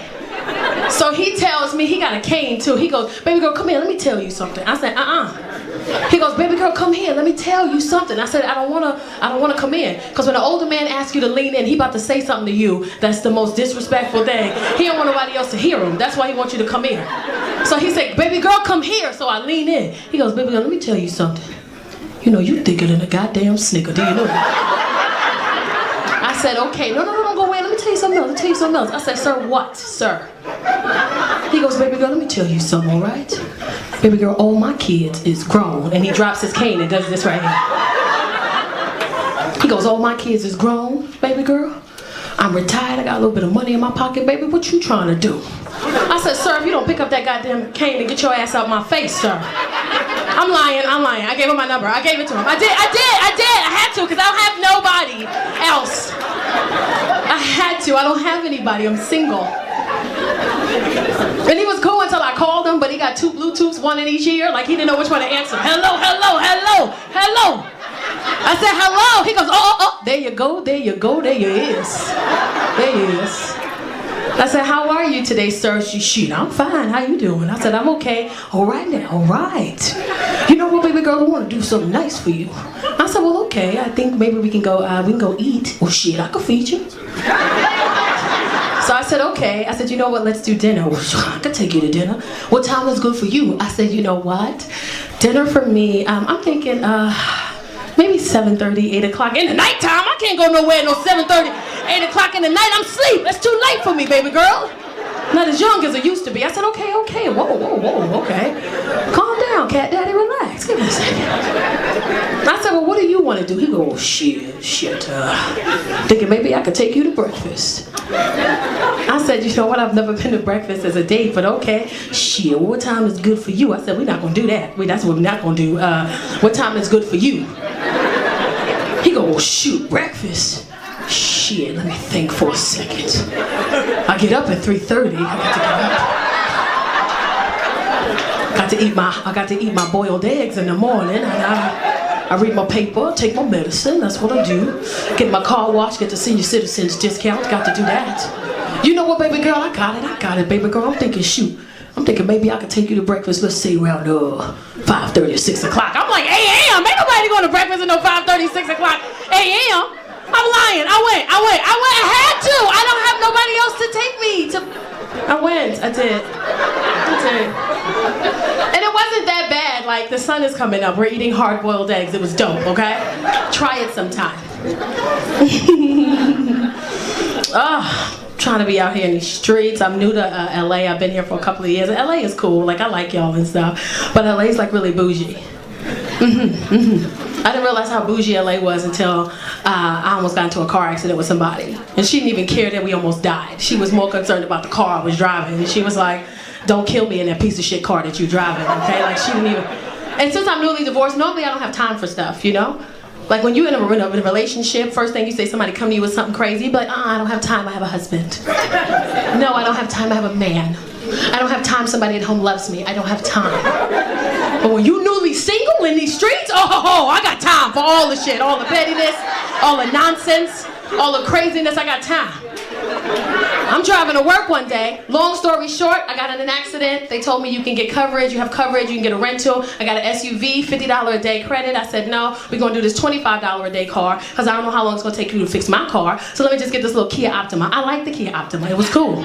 I'm driving to work one day, this little Armenian lady, let me say this too. I'm from New York, I've never seen an Armenian person in my life. And then I move here and it's just like a whole different, they just designer, the women wear all designer and none of it matches. It'll be like a Chanel hat with a Louis Vuitton belt with Gucci shoes, and then the Armenian men hang out at Starbucks all day and take shots of coffee and their Mercedes-Benz and Tulsas. That's all they do all day. That's what an Armenian person is, and they just think they own everything. That's what they do, because they do, apparently. They own everything. They own all of Glendale, like that's all, they belong to them.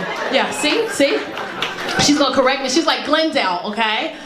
So I'm driving down the street and I got this little Kia Optima and I'm driving. There's something else you do in LA. If you're gonna put your turn signal on, I need you to turn. That's what I need you to do. I need you to go ahead and make that left or make that right. This older woman is in this Mercedes-Benz in front of me. She got the blinker on. 6 blocks, she don't turn. I'm getting pissed off. I'm from New York. I drive aggressive. What do? I cut her ass off. But the way God set it up, she met me right at the light. Now when you cut somebody off and they meet you at the light, what do?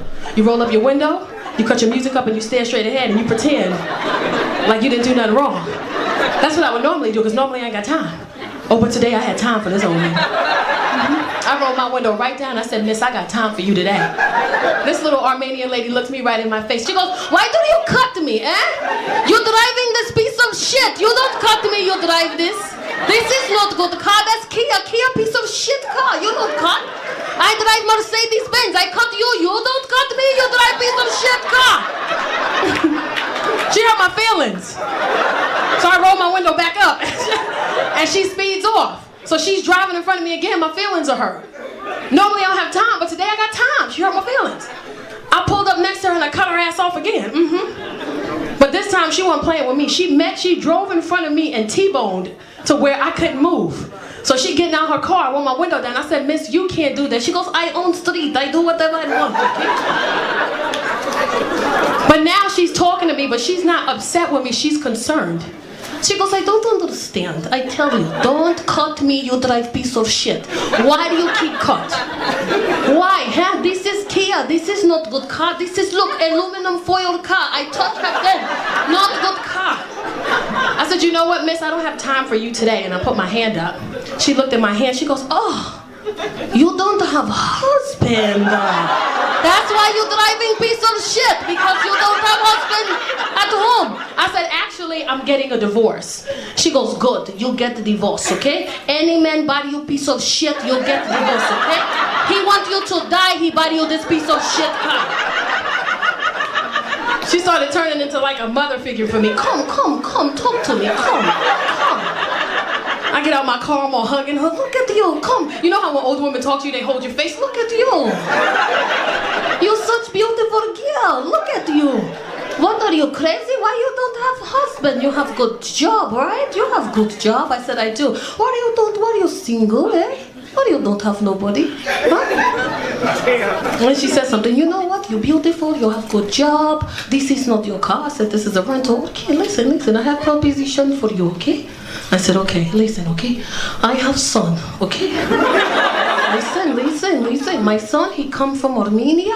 He need to get papers. He marry you 2 years. Listen, 2 years. I give you $75,000. You buy yourself Mercedes-Benz. You cut whoever you want to cut. Sounds good, right? Sounds good, okay? I said, first of all, lady, you better get your ass out my face with that nonsense you talking right there. I lied. I'm lying. I got his number. Yeah. I got one more year. I'll have my Mercedes. One more. You guys ready to have a good time? All right. You having a good time? What y'all? You single? You single? Oh yeah. You single? Okay. Are you all friends? Okay. You're friends with them too? You just came by yourself? Okay. You found this is a good group to be sitting with. Yeah. Yeah. Okay. How long you been single for?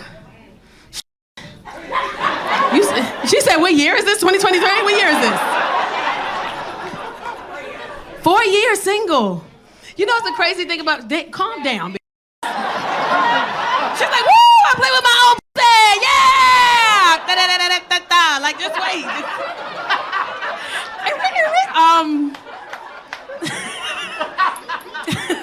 The crazy thing about being single, I think, is the longer you're single, the worse it can get for you for dating, because you become so comfortable with yourself that everybody else annoys you. It's like, damn, you want to see me again? Like, goddamn! I'm trying to catch up on my Netflix. Goddamn. It's like you got to have somebody that's long distance so you can get your time. Why you still get your time when you see them, but at the end of the day, because that's the thing I learned, like now that I live by myself, yes. I just want to go home. I don't care what's happening, ma'am, after parties. I done got invited to so many parties this weekend. I just want to go home. I just want to pull into my garage, take my bra off in the car.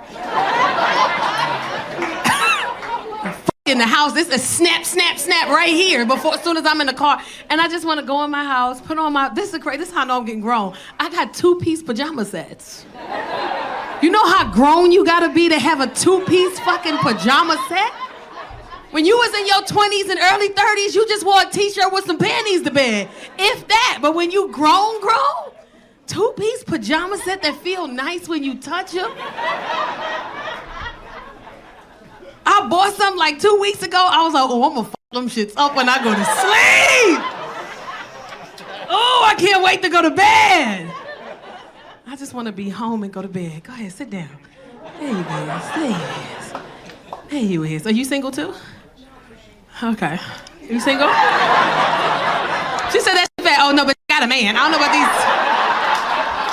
I almost ain't come out tonight because my husband.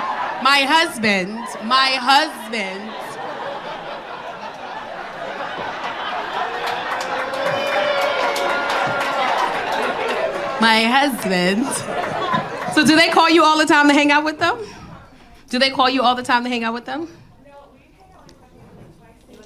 Oh, goddamn. Oh, twice a year. Well, your husband don't like these at all, huh? I haven't hung up with them all year. Please. Yes, they're black. They're my friends.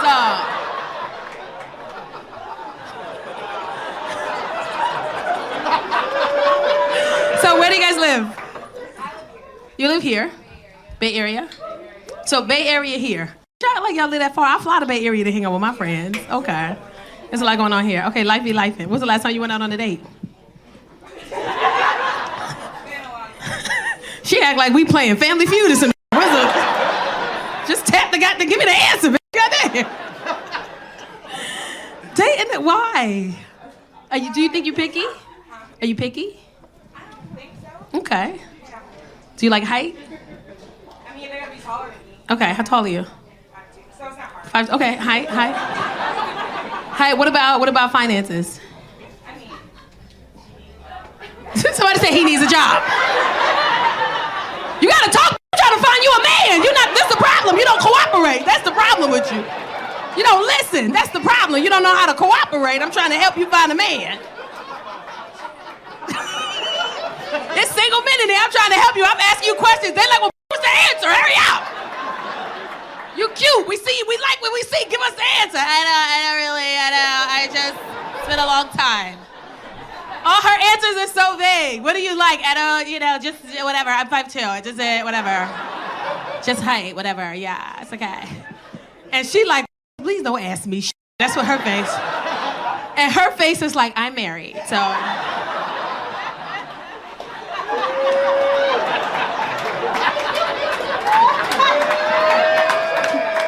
And the lady on the end, she's like, I just got here. I don't know anybody here. Please don't ask me any questions. But I'm glad you came. And you came by yourself. Are you a parent? That's some grown-up shit to do. You know you grown when you go out by yourself?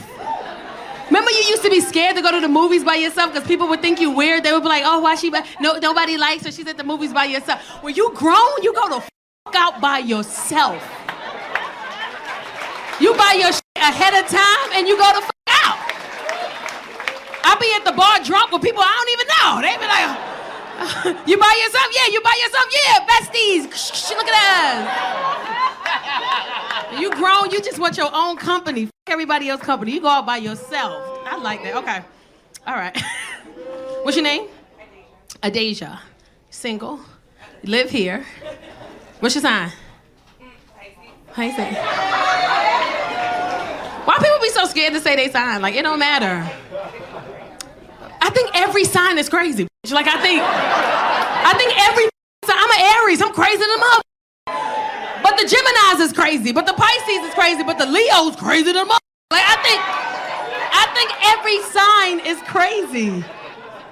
So when people be like, what's your sign? And they be like, an Aries, they be like, you crazy? I'm like, you crazy. Like, it sounds like you spelled we wrong, is what I think. We're crazy. Okay.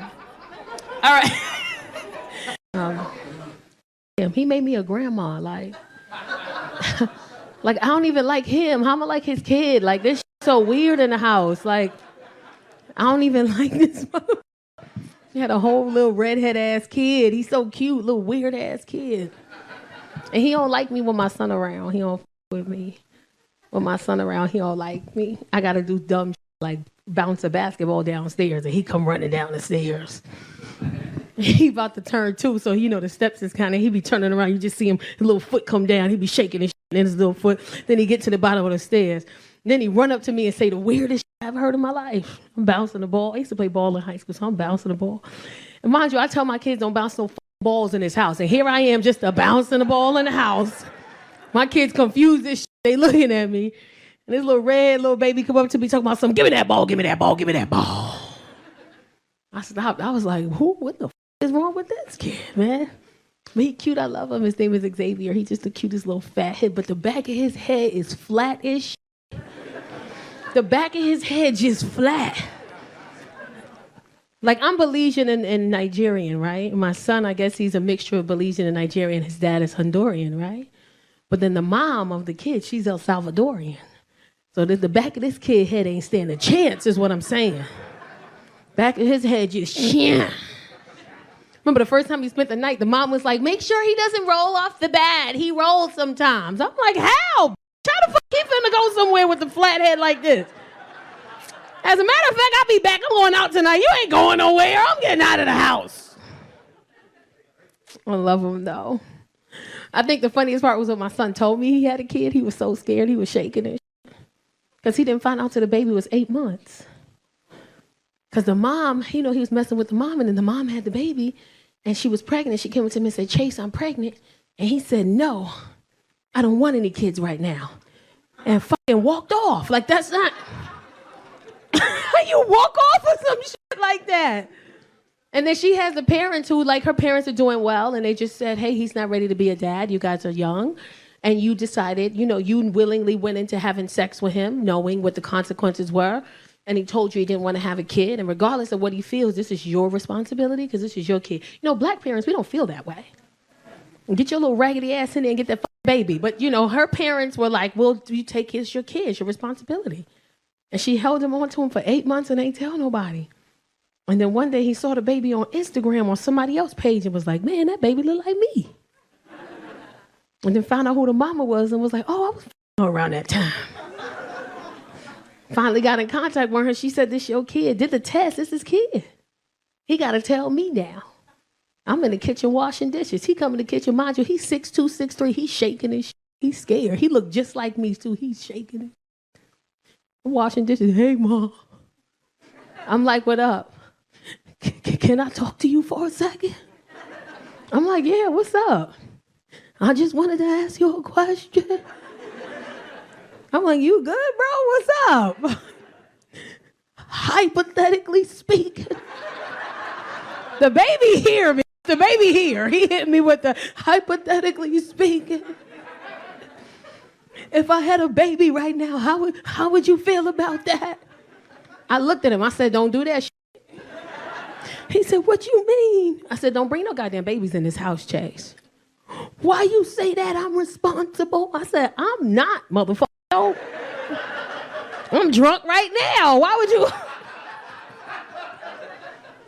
Up as we speak, washing dishes. Ain't even no dishes in the sink. I'm just sitting there washing my hands.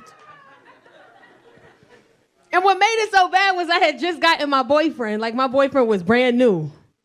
Like, he still had the tags on him. Like, I had the receipt for him in my pocket. I was ready to return his ass if he act up. New car smell and everything. Like, he was new. Now I got to tell my dude I'm a grandma. I just got him. Just got him. He fine, too. 6'3", built little military. He smell good in the morning. Oh, I love a nigga that smell good. I gotta tell him I'm a grandma. I turned into my son. He walk in the kitchen. I'm like, hey, babe. What's going on, babe? Can I talk to you for a second? Sure, what's up? I just wanted to ask you a question if I can. Sure, what's wrong? Hypothetically speaking, if I have a grandson, how would you feel about that? He said, don't do that shit. Why you say that? I'm responsible. He said, it's 2 p.m. and you drunk as f***. No, you not. He knows me.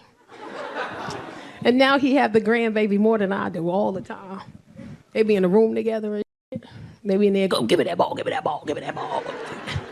I'm like, oh my God, I be saying the same thing to you, babe. That's crazy. Look at the slow people. Give me that ball. I don't get that. That's our language, remember? He's so cute. When I tell you it scared me, he was like, give me that ball, give me that ball. I'm like, why the f*** he's so aggressive like this? And he speaks Spanish, which I love. Basura? I said, sí, papi, basura. It's trash? I said, yes, it's trash. Then my son walked by. Basura? I said, yes, baby, that's trash too. Then I got 3 kids. My oldest is gonna be 21. My middle is 16. I wanna punch her in the chest. She's a fucking bitch, man. She's sick. I wanna fuck her up. Like, even the way she talk is just bull. Like, the way she talk is just so wild. I could be like, Casey, you hungry? I mean, like,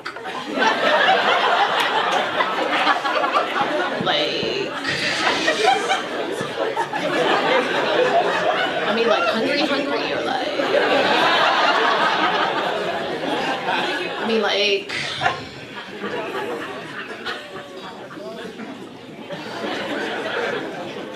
I guess I can eat or whatever. I don't like her because she like indirectly talks shit about me. Like when I get dressed and I'm walking out the house, she be like, where are you going? And I'll be like, outside. Like, are you wearing? I mean, I guess it's cool because you're old or whatever, but like, that's how you going outside? Oh my God. Mom. So one day I got her back. I went to her school. Pajamas. She ain't even want me to come to school. She always tell her friends, my mom is like the flyest person in the world. Wait till you see her. I walked in there with pajamas on that said pink on the booty. 2 different slippers. And her little shirt. Like, she was mad at me. She had on the day before. I had that shit on. She walked into school. She grabbed me. She turns me around. She goes, no! And turns me around. So I'm walking. I'm like, no, they finna see this. And as as I look, her gym teacher called me the next day. Like, hey, I saw you. You was here. And, like the little pink on the back of your pants. Hey, big girl. Come on, thighs. Hell. Come on, all these thighs in the front. Don't be shy, bitch. You got your thighs out. You got these little shorts on. I like it. I like somebody with a little thigh. You know me? I can't wear that though. Because my thighs be touching and it get hot right here. They be like, hey, bitch, hey, long time no see. And I'll be dying right here. How y'all doing with that tipping? Y'all still don't give a f? Okay. Black people tip crazy. They be like, whatever singles I got in my pocket is what gonna get. Like, that's how. Bounce that ass. No, damn. God damn. Look at the audience. They was like, is it gonna happen? It was quiet. She gonna bounce that ass? Yeah, they phone like this. Yeah. Why do you play this for me? Like, I don't understand. It's so sexist. It's so sexist, right? Because some of these niggas that came over here, they got fat asses too. Like, I want you to play this. They got hips, thighs, everything. Tacarra. If you happy. That's where the world is coming to. If you happy, you know it, bounce your ass. Like, ain't nothing else to do if I'm happy. I can't read a book if I'm happy. God damn, I can't cook some food.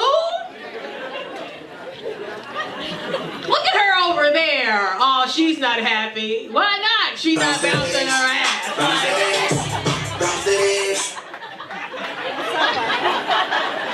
Are you gonna do it? No. Let me keep it straight. I can't stand you. I want you to play like if you're happy and you know it's like sling your dick. Like, I want that song. See how comfortable. This motherfucker got real uncomfortable. He's like, whoa, whoa, whoa. Won't go play that fucking shit while I'm sitting in the front. But thick thighs right here, she gonna be like,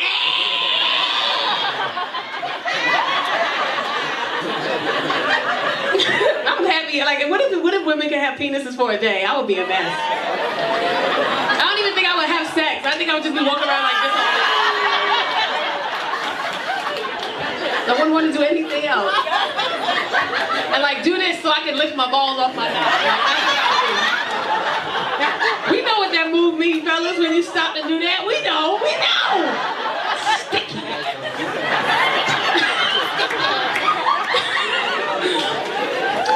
I learned that from my man. That's how I know. He was stopping the bedroom and be like, ah. I'm like, what the fuck are you doing? One day he told me, he was like, sometimes it just gets stuck right here. I'm like, that's nasty. So you just do that just to unloosen it? Like, you want a little powder to put there? You need something? A little deodorant swipe? What you need from me? Just hitting that real quick. And you know it feel good too, his head go back. I had a penis. Ooh. If I had a penis. Man, listen, I will be doing this. But that's what men do. Anytime you talk about something sexual in front of a man, they grab their penis. You don't pay attention what they do. You can text him right now, and he'll be at home, and he'll be like, hey babe, what you doing? And you'll be like, think about you and that. And he'll be like, oh, that's what you doing right now? That's what you thinking about? Ooh, that's what you thinking about right now? That's what men do. They walk around the house. And as soon as you get in the house, he gonna follow you around. Remember that thing you texted me earlier about that? Cause you do it. That's why you laughing so hard. It's okay. It's okay. It's a what? It's a and not a penis. But you don't call it penis, you call it dick. Everybody don't have a dick. Some people got penises, some people have. Tell me what you. We don't call it penises, we call it dicks. I call it a penis, goddammit. Yo, What? give the definition of what the one or the... it a dick? Look at her face, kid. Yes, what's the difference? I'm not gonna do this with y'all. A penis is a penis and a dick is a dick. Okay? That's what we, you know. But who's that, Joe? Who? Oh, Sean. Oh, Sean? We don't call it penises, we call it dick. That's some masculine shit to yell out in the middle of the show. Every time I said penis, he got offended. You should call it penis one more motherfucking time. It's a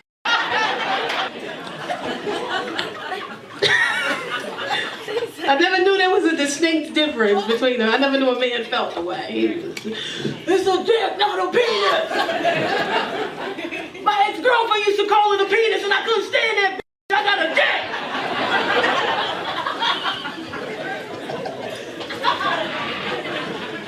Who hurt you, man?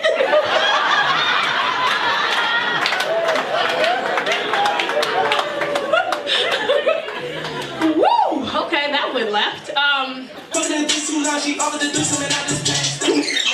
No.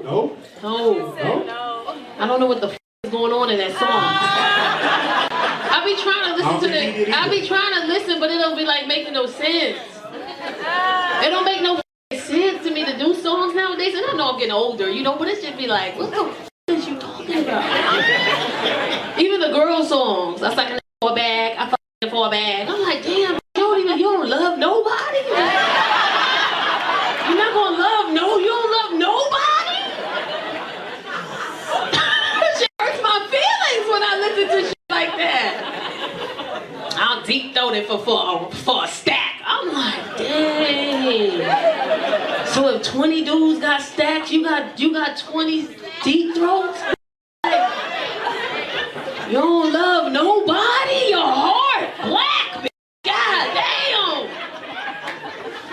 Man, I don't know what it is. I can't. The music is just like, what's her name? And I love Shensia. I love her, and I like Meg. But the song they got out now, I'm like, damn. Put your back in it, and they telling people how to eat pussy. I'm like, bro, that's what y'all doing now? Yeah. That's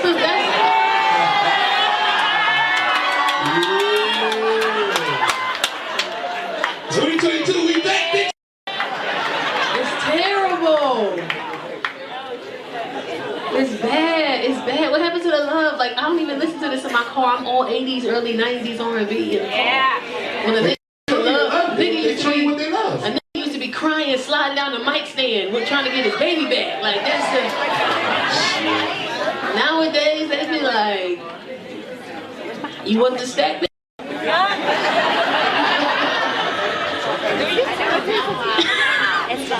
That's why relationships so hard now. I don't get caught up in the music. I listen to I like P.O. Bryson, Keith Sweat, The Whispers. I'll be making love. Y'all be. I be trying to keep my dude. You can't grind to this shit right here. You can't do that. I can't do this music, y'all. It's bad. It's bad. It's up. I can't do it. I gave my daughter the auxiliary cord, and I let her well, let me not say aux, because I don't got an aux. I let her put her Bluetooth in. As soon as she cut the music on, she in the mood. Put your back in it. She opened her eyes. I was like, I'll smack the shit out you. Whip back. Goddamn song. See, that's what I like.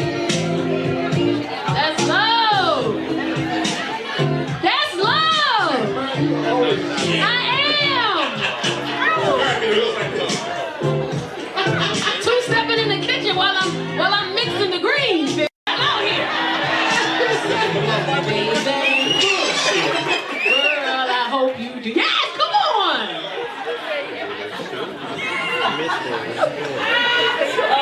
That's why these babies coming out so mad, because y'all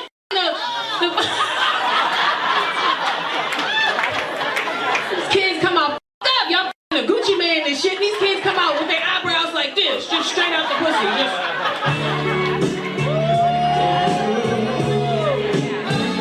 See, you DJ at my wedding. This is the type of shit I need at my wedding. This is what I want at my wedding. I'm just saying. I'm gonna mix that with Meg. Yeah, don't mix that with Meg. I'll asshole when you mix this shit with me. You be putting your back in it to pick all that shit up. Don't play that shit.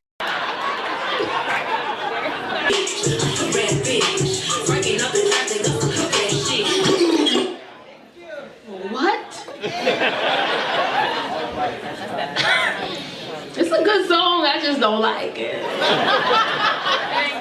I don't care how beautiful you are, how fat your ass is, your titties is, don't nobody want to marry that. They don't. They don't.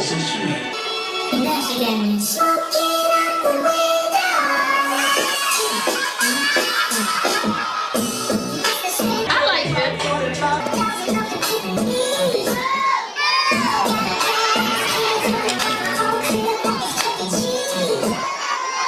I like this song. Especially Dick Nine right here. That's her shit. She can't wait till this big part. It's okay, go ahead. He was angry. She told him it was a stack. Don't act stupid now that you gotta pay it. What Louis said, she was out here giving that neck. Now it's $1,000. Don't act up. All right. I just, you know what it is? I can't relate to the music. I think that's all it is. I'm old. I don't think I'm old. I just can't relate to it. I'm not in a place in my life, you know, where I can relate to, you know, doing, you know, doing the dick on a handstand. Bitch, my knee hurt. Like, I'm not doing that shit. I can't. All right, so I just can't get with the, I don't know. I don't want to, you know.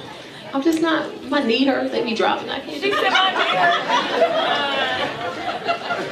Like when I ride my dude, it's like for 30 seconds. I feel like, nigga, I can't do this all day. I'm not young, but my knee. That's it, 30 seconds? Nigga, you want to carry me down the stairs later or you want me to walk? Let me get the f up then. I can't do this shit for too long. 30 seconds in. Google set the 30-second timer, bitch. Like that's as soon as the timer go up, time's up. Let me go and get up off you. Cause I'm at that age now, like I don't know who needs to hear this, but stop acting like you don't shit in public. I'm at that age now. You just gotta do it. I hate when people act like I don't poop in public. You a lying motherfucker. You the nastiest one. I hate when people say that. Where you gonna shit at if you gotta shit? Where? Where you gonna shit? You gonna hold it in and just be mean faced the whole time till you get home? I think there's etiquette to shitting in public. I think that. I got a poop package. You laughing? I got a seat cover. I got the germ wipes. I got poopery. I got baby wipes. You can have a package. You can comfortably handle your business in public. I hate when people are like, it's nasty. They shit in the bathroom. I'll shit in the sink. Like where the f I'm supposed to shit at? It's the dumbest shit I've ever heard. I can't believe somebody shit in here. Where the f am I supposed to shit at? Open your hand. Open your hand. Open your hand, stupid. And I know men don't want to hear that. Men never want to hear women shit. Y'all don't like that. Men don't want to hear women shit, especially like beautiful or decent looking women. Y'all never want to hear we shit. I don't want to hear my women shit. I just don't want to think about it. I'll die if I don't, motherfucker. I shit.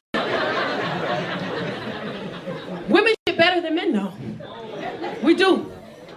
Women shit better than men. They do. When a man got a shit, he just shit and hit you with the, don't go in there.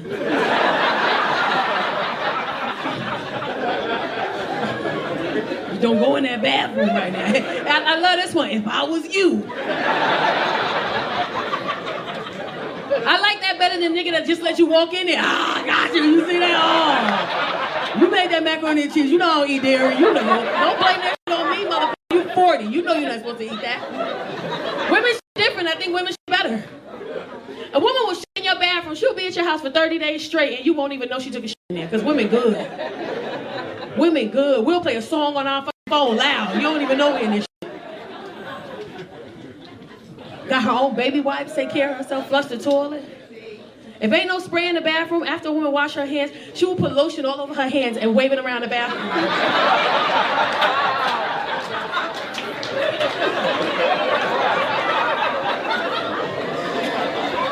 Women laughing because it's a true shit. You know this shit. You come to the bathroom and tell me something, damn, it smells good as fuck in there. I bet it do. I bet it do.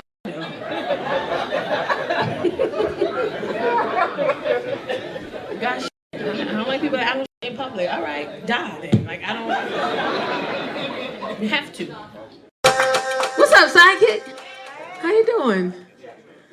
Long time no see. I'm just gonna make sure it's really you. You know? Huh? I'm just gonna make sure it's really you. Like, What you mean? You ain't been here, nigga. I be busy. Making that money? I'm trying to make some money. Hey, you know I got kids. When you got kids, you ain't really making shit when you got kids. They making the money. They spending the motherfucker too. You just in the middle, just watching the money go.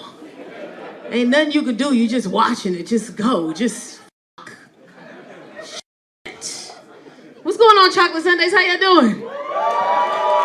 Yeah. I'm back. Whatever.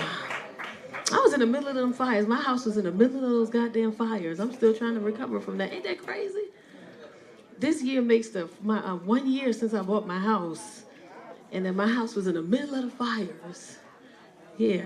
I mean, I do what I can. You know what I'm saying? And I step outside and the fire's 3 miles from my house. And I just step outside my patio and I bought a house in the mountains. I thought that was safe. Fucking 3 miles from my house, a fire, and I just see orange flames and smoke. And then I get an alarm to my phone that says, go. And I'm like, my best friend, she called me, and I answer. She like, there's a fire by your house. Motherfucker, I see it. I'm watching it right now. And she like, what you gonna do? Bitch, leave. What you think I'm gonna do? You think I'm gonna sit here and watch this shit? And that's when you learn about yourself, because you have like 15 minutes to grab whatever you can. And all your life treasures are in your house. And you got 15 minutes to grab whatever you can, and you gotta go. And where I live, it's a private road, so it's one way up and one way down. So I probably have less time, because if I don't go down, I can't get down. And I learned a lot about myself in those like 20 minutes. And I learned I ain't shit. When I tell you I grabbed my purses, I didn't grab none of the kids' shit. I grabbed bags and shoes, bitch. I didn't grab. My daughter called me. She was like, what about the pictures? Them shit is in the cloud. I can print them shits out anytime. I can get them. I'll get them shits. What about my jeans? Nobody care about them True Religion jeans. Nobody give a shit. I printed them shit. I get them shits another time. I grab my bags because I can resell my bags. That's an investment. The bags, men don't understand, but purses, they're an investment. You know what I'm saying? Oh man, I'm still single. That's trash. If you in a relationship, I keep telling y'all, hold on. If you in a relationship, hold them tight. Hold them, squeeze them. Don't come out here. If you in a relationship, don't come out here. It's sad out here. Hold on tight. Ain't nobody out here but niggas in designer clothes and they homeless. Don't come out here. Stay where you at. I go on a date and the first question they ask me is how many bedrooms you have. Leave. You gotta walk away. If you in a relationship, don't come out here. I promise you. I had to take my own trash out the other day and the garbage juice dripped on my foot. Don't come out here. It was moist. It went right through my sock. It stank. Don't come out here. I gotta pay for my own gas and pump it. Don't come out here. Stay where you at, please. And everybody be like, where do you meet men at? Online, and that's the worst place. You can't meet people in person anymore. Even if you see somebody in person, what do they do now? They take a picture or a video of the person that they're interested in, and what they do? They put it on the internet. And what they say? Internet, do what you can. Find them. You was right there. You find them. I can't find nobody on the internet.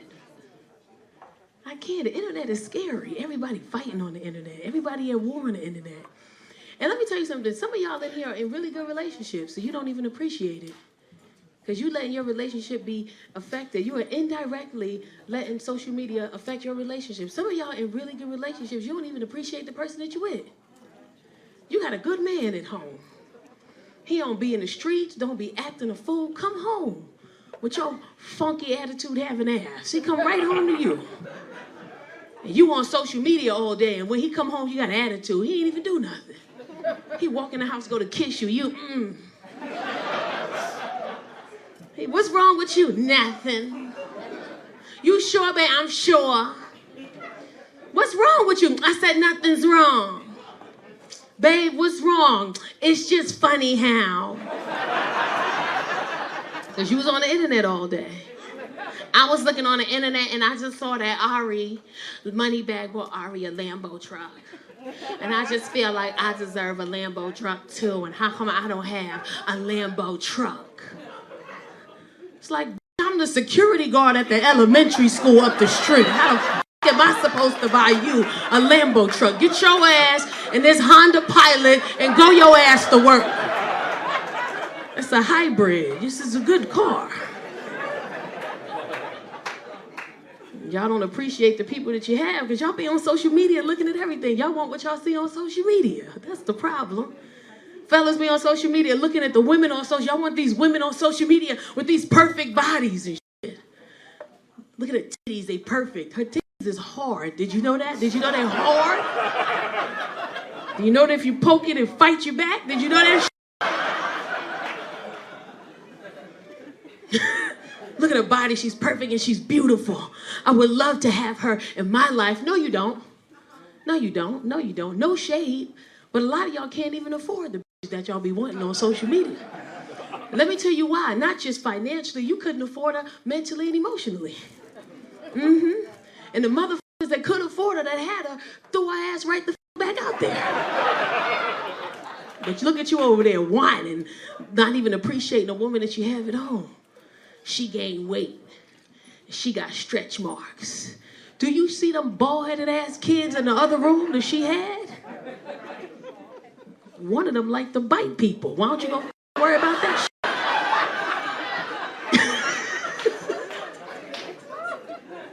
You worried about me and what I got going on. Why don't you go put a muzzle on that motherfucker over there and stop worrying about me? Oh man, my daughter, she's in her second year of college. Her, man.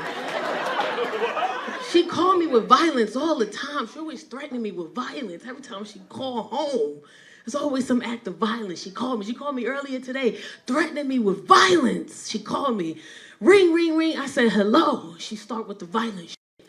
Ma, I want to move back home. I'm like, oh my God, the threats. It's so violent. Stop threatening me. God damn, leave me alone. You got 2 more years. This is a 4-year college. Leave me the fuck alone. Stay where you are. She want to come back home. Stay. I love her. She just, let me tell you something. My daughter, she just became my best friend. I couldn't stand that raggedy. She my best friend now. She my best friend. She my best friend now. She called me for anything now. She called me the other day to tell me that she fell. She called me the other day on the phone. She's so extra. She called me the other day. The phone ring. I said, hello. She said, girl. I said, girl. She said, mommy. I said, what happened? She said, can I cuss? I said, go ahead. She said, I fell. I said, what happened? She said, girl, I bust my ass.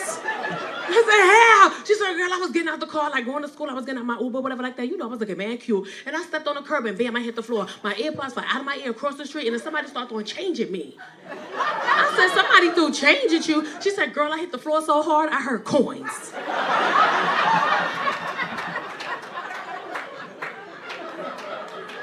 I'm like, damn, put it in my pocket. You know what I'm saying? She compliments me, but it be disrespectful. Today she called me before I'm coming here. She like, where you going? I'm like, to Chocolate Sundays. Ew, not the chocolate. Okay, so like, you want to Chocolate Sundays, like, period. Okay, so like, what you wearing? I said, I'm just throwing on some leggings and a t-shirt. Okay, because the bodies.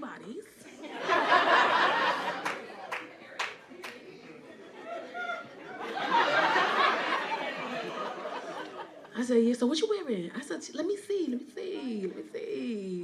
So I said, here's what, okay, a little black top, okay, little leggings, okay, little leggings, okay. Okay, I like a little Burberry sneakers, okay, that's cool. I mean, it's simple, it's real simple, it's cute, little body, okay, I mean,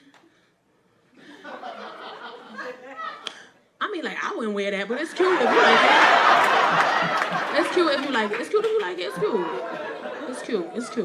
cute. If you like it. All right. Y'all good? Okay. Y'all ready to have a good time? All right. My name is Tacarra Williams. I will be your host for this evening. We're going to have a good ass goddamn time. I hope you guys are ready. Y'all cute. Y'all know I love y'all. I miss y'all. This the couple that just come all the time. And when I be coming here, you know, once a year, apparently, because I don't be coming, I always hope to see y'all here. Y'all cute. There's a lot of couples in here. Y'all. Couples and shit. Couple. Look at y'all. What's this? Are you single? Who you here with? Oh, look at you. You happy too. You're like, yeah, I'm single. I knew it. Yes. I knew this was going to work. I sat right in the front. Yes.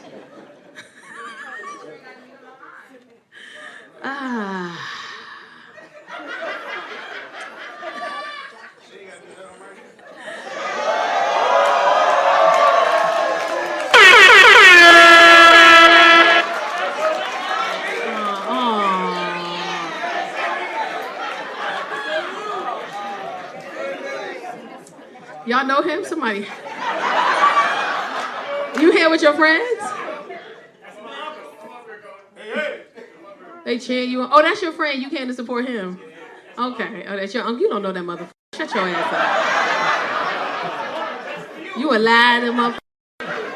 He came in to support his friend right there. That's why he sat in the front, just in case he didn't do well. He like, man, you doing good. People keep going. Look me in the eyes. You like, just in case you don't do good, remember, I'm right here. Look at me. Look at me if you don't.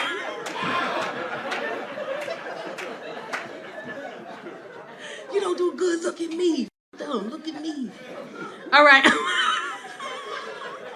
I'm gonna keep this comedy train rolling. If you guys are ready for some comedy, say yup. All right, coming to the stage right now. I want everybody to clap it up and show some love for Kensenia. I feel like I said that wrong. It's not enough. Few solid niggas left, but it's not enough. That's not it? Oh, that's the first. Okay, my bad. Damn. I ain't been here in a while. That's the first show, right? My bad. Don't kill me. Don't kill me. God damn. Don't kill me. Don't kill me. God damn. That was the girl who came up here first. Even the audience was like, she was up here already. My bad. You doing first? My bad. And I got on glasses. I ain't got no excuse. God damn. All right. There go my name. My bad. Are you Sammy? My bad. He was ready to come up here. He was like, that's not me. Wait a minute. Y'all distracted me with the I thought was here for me. I got excited. I was like, oh my God, a man. Okay. For me, God? For me? Okay. Y'all ready?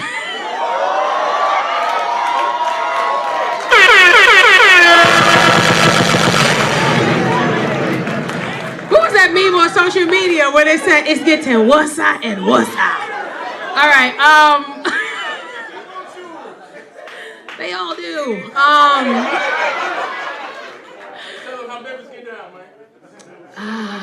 Man, this is getting worse, sir.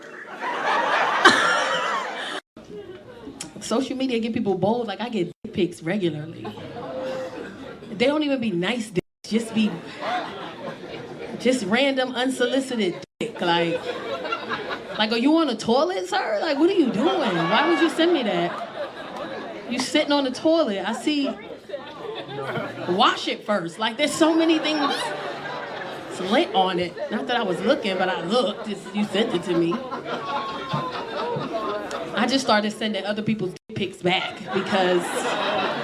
So if you sent me a dick pic, there's another nigga who got your dick pic right now. Don't start nothing, won't be nothing. We ain't got to even be here. But if I was ever single again, I don't think I would be able to. I don't think I would post it. I think I would just be single and don't say nothing. Because social media is a beast. You just get flooded. You single now? Oh, finally, it's my turn. No, just...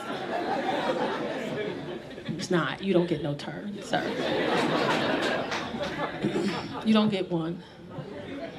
You post you single? I don't think I could do it because the amount of DMs I would get. And nowadays, they don't even do it in the DM. They do it on the post in the comments. They don't even care no more. Now I gotta embarrass you in the comments. Like, God damn. So when you gonna let me take you out and eat you from the back?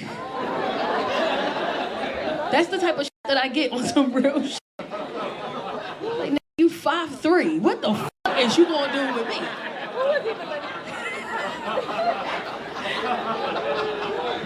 What he gonna do with me, Pops? What he gonna do? Try to hit me from the back, you gonna get lost. I'm gonna turn around, you gonna be gone. His boots are there. Where is he? It's wild. His boots are right there. There's some fine ass men walked into Chocolate Sundays though for the single ladies. I was outside smoking my little hookah. There's some fine ass men walked in here. One dude walked in, he was tall and chocolate, but his ass was fatter than mine. I was like, God damn, sir. Enough squats, have you? Leave some squats for somebody else. God damn. I don't think I could ever date a dude who got a fat ass. I couldn't do it. I couldn't do it. I'd be like, go put my pants on real quick. I want to see something. Let me see, put my jeans on. You look better than me in my jeans. This is crazy. This is wild. I couldn't date a dude with a big butt. I couldn't do it. Imagine. You wagging and dragging, he wagging and dragging too. Y'all just together, just going on your date. His ass popping. Imagine in the club and you dancing with a dude with a big ass. That's wild. You whining, he whining, it's wild. It's crazy out here. I couldn't do it. You hug your man, you know, sometimes when we like to grab y'all booties when we hug you. And you grab his ass and it's just plush. You gonna be like, what the f***? Soft back here. This is nice. I like it. I tried to wax my coochie once and I almost punched that bitch in the face.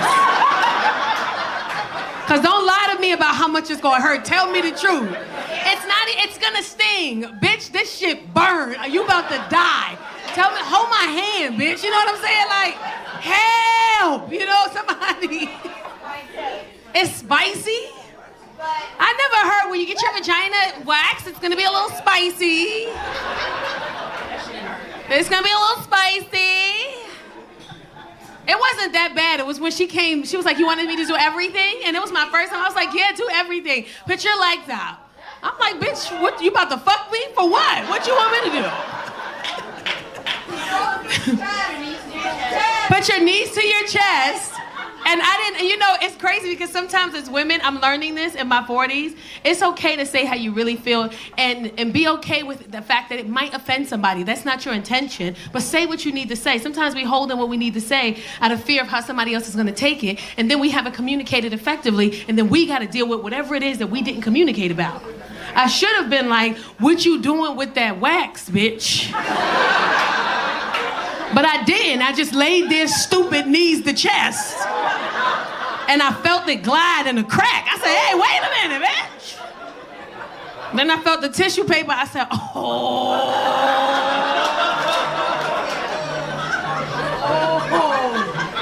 This may be the day I shit on myself. Oh. And ain't nothing worse than when they rip it and then they don't get it all and they gotta do it again. Bitch, get it the first time. You got one pull. Is that blood? Is that blood? You may... Talking to the gay guys. Nothing wrong with being gay. I was gay for a little bit. I tried it out one time. I tried it out. And then that's when I realized women are crazy. We are f***ing insane. Well, you don't know what you're putting somebody else through until you go through it. I met this girl and she was really handsome.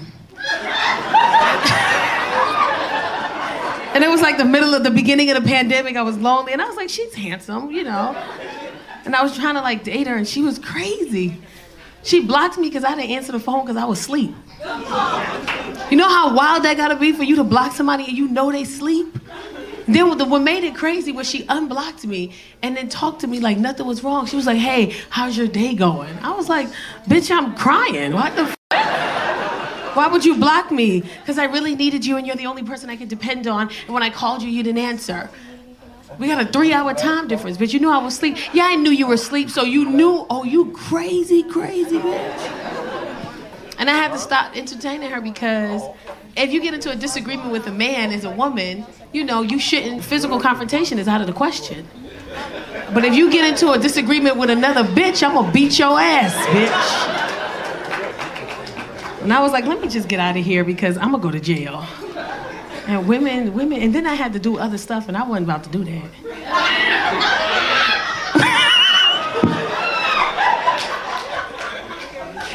Some of y'all ain't getting this. Like, what's the other stuff?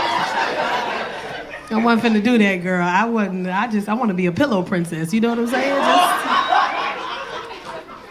I'm not finna do that shit.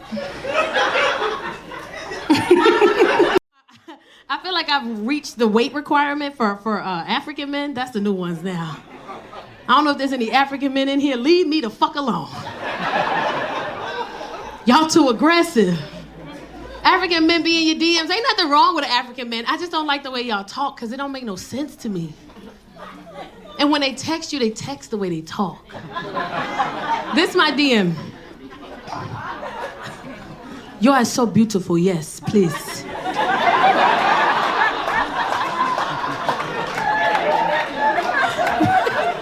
Wait.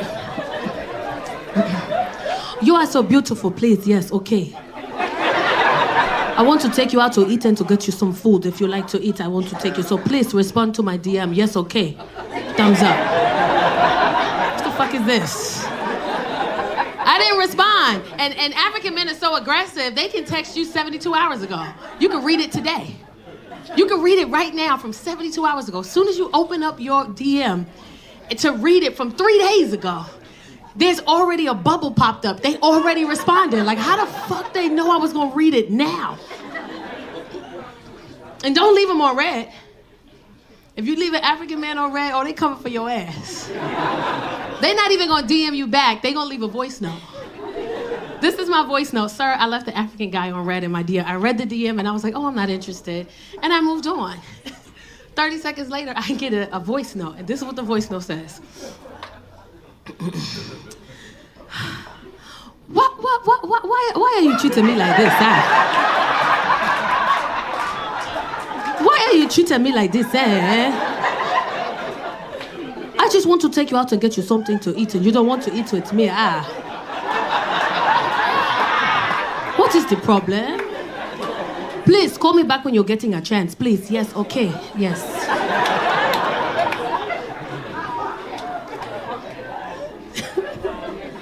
I went on a date with an African dude.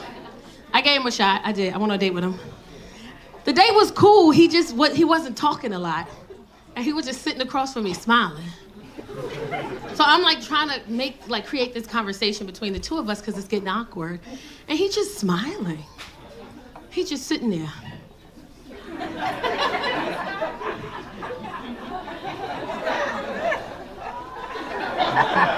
So I said, hey man. He said, what is up? I said, can you talk to me? Oh, you want me to talk to you? Yes. I said, please, this is weird. It is not weird for me. Yeah, I think either you crazy or you gonna kidnap me. Just talk to me, please. I'm a little scared. Then he started talking to me and he started complimenting me, but his compliments were very hurtful. But he didn't think they were. Because that's just how African men see women. He was complimenting me as I'm eating, but it was hurting my feelings. He was like, look at you eating your food.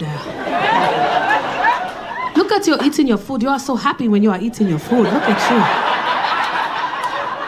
you. Your face is so fat when you are eating. Such good times. Then it got worse. Look at you eating your food. You are so fat. I love it. So fat. You are so big. I love a big woman. Yes, you are so fat, so big. Look at you eating in your cheeks. I love it when you are eating. Eat your food. Eat. Don't worry about me. Eat your food. Don't worry. You are having such a good time when you are eating your food. I was like, man, fuck you.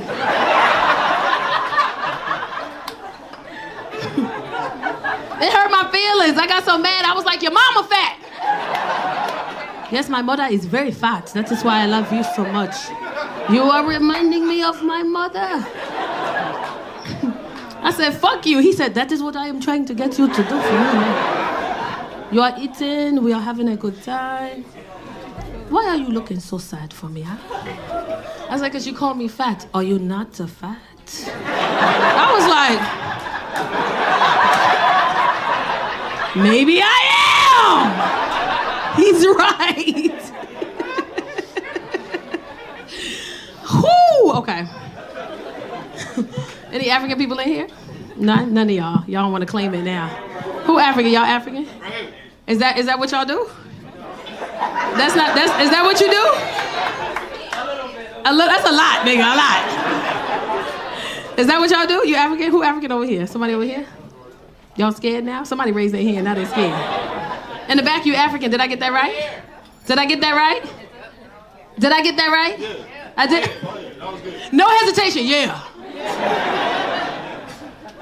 You gonna see me after the show. You are such a funny girl. I wanted to know if I could take you out to eat. You are so funny to me. But listen, I'm going to give you my Instagram. You talk it to me if you want to. What's the thumbs up for? Is that like, what's this for? What does that mean? Awesome. Oh, this means awesome. So when you text women thumbs up, you saying awesome? I like. Oh, you like?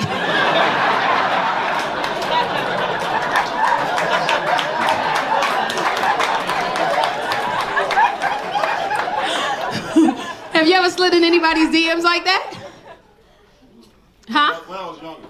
What'd you say? When I was younger. When I was younger. How old are you now? 23. You 23?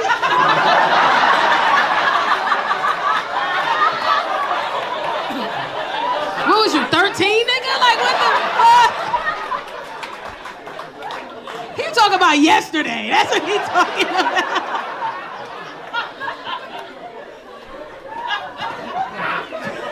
When I was younger, I look at his DMs yesterday. At 11:59 p.m. is the last time he slid into somebody. Okay.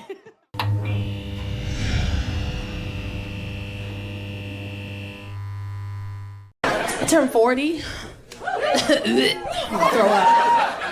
I hate it. I'm fucking 40 and single is bullshit. And it's crazy because now that I'm older, I'm like really mindful of social media and what I post on social media. Like, I don't want social media to know I'm single. Because social media is a scary place. You guys are laughing, but everybody in here has gotten a DM that has humbled them. Every single one of us. Yeah. Everybody in here has gotten a DM that'll humble them because anybody and everybody comes into your DM with confidence. Everybody's got a DM that'll humble them so bad that it made you question if you look like what you really think you look like. Because ain't no way I'm as fine as I think I am if that motherfucker think he got a shot. Ain't no goddamn way. In my DM with missing teeth and no hairline, just so confident. I want to show you what a real man look like. I hope you pointing to that motherfucker because I know you ain't talking about your ass. Please. Stop sending me dick pics, please. Stop. I'm so tired of getting dick pics. I hate it. Stop sending us dick pics. Listen, nothing I post on social media insinuates in any way that I want to see your penis. Stop sending us dick pics. And the crazy thing about it is that I think guys are so excited at the fact that maybe a woman might want to see his penis that when you send a dick pic, you don't even pay attention to the picture. You just sending it. We can't even enjoy the dick in the picture because there's so much shit going on in the background. Like, you know, clean this motherfucker up. You know, like, shit all on the floor. You know, flush the toilet, please. Lotion your knees, please. A guy sent me a penis picture and it was a baby in the corner of the picture. I said, hey man, there's a kid right there. Look at the fellas. Sometimes kids just come in the picture. It's crazy, you know. I'm the third oldest of 8 kids, and I have my sister. She got my dad on social media. He's in his 70s, well into his 70s. He don't know nothing about Facebook. She get my dad on social media. He don't know nothing. I tore in. I put a reel up. You know, you do a cute video, you edit it. I put the reel up. My music to the reel was Beyonce, and she's singing, "You could be my daddy if you want to." My sister called me. I said, "What's going on?" She said, "Daddy's on your Instagram post fighting with everybody because naturally if a woman puts up, 'You could be my daddy if you want to,' men are like, 'Well, I'll be your dad,' in the comments." Now my father's in the comments like, "She got a motherfucking father. She don't need no goddamn father. What's wrong with all y'all mother? What's wrong with these motherfuckers in here? She got her father." I had to call him. I said, "Hey, Dad, you can't do that." He said, "What you mean?" I said, "Dad, you look crazy on social media." He said, "How I look crazy?" I said, "You just look like a sugar daddy that I haven't smoked to in a while." He said, "How?" I said, "Well, Dad, how do people know that you're my dad? Nobody knows that you're my dad." He said, "Oh, I see what you're saying, baby. I said, I got you." I said, "Okay." 10 minutes later, my notification's going off. It's my dad. He's still arguing with people in the comments, only this time he changed his username. His username is Tacarra Williams' biological father. I just had to block my dad off of Facebook. I just blocked him. I'm single, don't fuck up my chance, you know what I'm saying? If you go missing and you found and this public is invested in where and you missing and we reposting and they found you, we want to know where the fuck you was at. We want to know. I know what Cal talking about. I already know. I'm a victim of it. People in New York tag me all the time. My 16-year-old daughter, she missing. We can't find her. Help. Repost, repost, repost. And then 5 hours later, we found Jalen. She's cool. Bitch, where was she? The fuck? I was worried. Was she kidnapped? Was she out there fucking some grown-ass man? Where was she? I want to know. Some 30-year-old woman, she's missing, left her kids with her mother. She doesn't normally do this. She's been gone for 48 hours. Help us find Kirsten. Where is she? 48 hours later, we found her. She's alive and well. Where the fuck was she? She was laid up with some nigga for 2 days. That's what she was doing. Tell us, tell the public. We want to know. We was worried. You had me laying in my bed like, oh God, I hope she make it back safe. And she been fucking for 2 days straight? Tell us where she was. Cal, I got you, Cal. I don't know where you at, bro, but I feel you. Especially when it's some young girls, some fresh ass girls. And the parents know their kids be fresh too. They want to put on social media trying to make us feel bad. It's my daughter. Shaniqua's been missing for 7 days. Bitch, Shaniqua was missing for a month, bitch. You know damn well.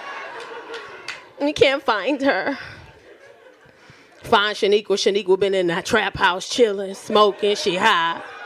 Tell us where listen, we not gonna judge you. When we invested, social media, you get invested in other people's life. You don't mean to, but you do because when somebody posts up my child or somebody's missing, sometimes we stop and say, damn, that could be me or that could be my family. And you repost and you invest. And sometimes you don't sleep. You just keep checking. Are they found? Are they found? And then they be found and they don't offer you no explanation. They be like, we found them. Take care. Have a great day. Nah, bro. Where the fuck was they at? That's what I be doing. I be home watching shit on the TV. This is the thing, when you in a single phase in your life, you do shit different. Like I used to go, and I don't do this just when I'm single. I just like to do it. I'm grown. I'm in my 40s. I like to go out by myself. That's when you grown and you just love yourself. I want to go out by myself. I went to the Cheesecake Factory by myself, and this group of young girls walked in. I'm at the bar having a time with the bartender. He my boyfriend now. That's how long I've been sitting there. It's happy hour. I'm having a time with the bartender. This group of young women walk in. They got to all be under 23 because the bartender said when he carded them, y'all barely made it. And I'm sitting at the bar, ma'am. I'm eating crab dip. I'm having a time. Buffalo Blast. The wheat bread with the butter. A lot of people don't know you got to put a little pepper on the butter, then you spread it. And why sometimes they bring it out to be hard as You tear my bread up. Slow down, cheesecake. This a grown crowd. Y'all still go to Cheesecake Factory. That's what I'm talking about. That's what I like it. I go there and a group of girls, I hear them talking about me. Oh, look at her. She's so cute. Oh, she's by herself. Should we invite her to sit with us? Yes, girl. And they like my daughter's age, so they like, girl, look at her. Ooh. She mad cute. Why she like saying about herself or whatever? Like, oh my God, we should tell her to come sit with us. The other girl's like, yeah, come on, do that. And in my head, I'm like, please don't touch me. And she taps me. Excuse me, hey girl. I said, hey, yeah, you mad cute or whatever. I'm like, thank you. So like me and my friends was like sitting over here, whatever. We was just like wondering like, do you want to like sit with us and stuff like that? And I was like, hell yeah, I want to sit with y'all. I'm so lonely. Take me in. I want to go. What y'all doing after this? What's happening after this? I like y'all. How old are you? God, let me give you my daughter's information so y'all can hang out sometime. I like you. I'm going to keep you in my life. You make me feel young. I like it over here. Because I be doing fun shit. I went to see Sinners by myself. Had a time. I went to Michael. Listen. Because I'm not a Michael B. Jordan fan. Because there's always something, to me, his mouth just wide. But as a vampire, Michael B. Jordan was Jordaning, bitch. He don't even play basketball. And I was like, shoot. You know what I'm saying? Like, go ahead. That man was so fine in the movie. And which one was the Stacks was the vampire, right? Stacks. What was the other one? Smoke. Listen, I couldn't have been in the barn. It's hot as hell in here. I wouldn't have made it in the barn. Because Smoke was in there crying because this brother, he got bit, by the vampire. And everybody's like coming up to the barn like, you ain't gonna invite me in? No, we ain't gonna invite you in, you fat motherfucker, and you white bitch. Like, we're not gonna invite y'all in. This is not me talking. This is everybody in the barn talking, okay? And then Stat came to the door. Talking about some, come on, you my brother. I love you for life. I'm like, the arms were shiny. He had fronts with his fangs. He had gold teeth with his fangs. I wouldn't have made it. I wouldn't have been, he'd have been like, let me in. I'd be like, yeah, let him in. He here for me anyway. He don't even want y'all. I wouldn't have made it in the bar, ma'am. I wouldn't have made it. They'd have been looking for me. My ass would have been on the outside. Hey!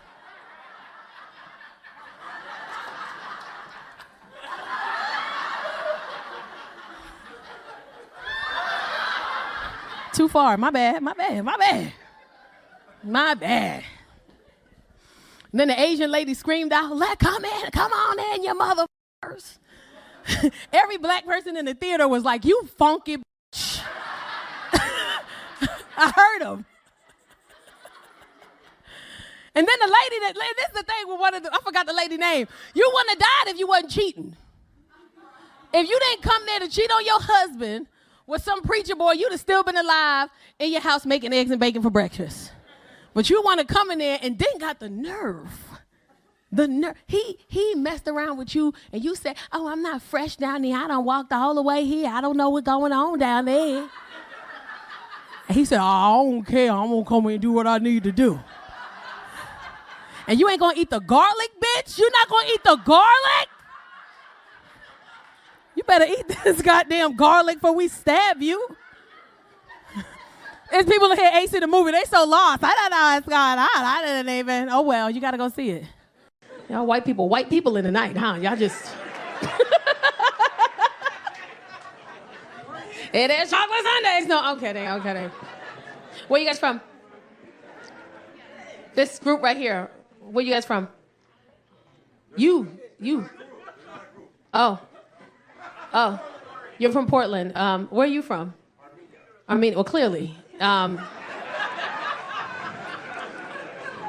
from New York, and I in New York I never met an Armenian in my life until I moved here. Then I moved, in New York I never met an Armenian. I'm from the hood, on the South Bronx, And when I moved here, I was like, who are these people? And my friend was like, what do you mean? I was like, they just be at Starbucks all day taking shots of coffee. And they got the nicest cars, but no hairlines. And they always stare at me, but they never say anything. But I know they want some. You understand what I'm saying? Like, I dated an Armenian dude. It was weird. We lasted like 1 month. It was real weird because he would like say stuff and be like, listen, I don't mean to offend you, okay? Just listen, okay? Wait, listen. I want to tell you something, okay? And I'm like, what? I want to have sex.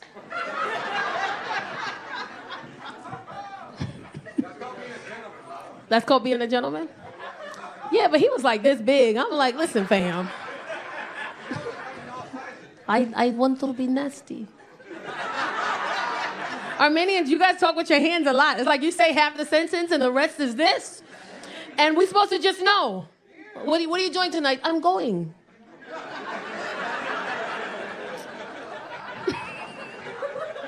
I had this older Armenian lady, she cursed me out in traffic because I cut her off.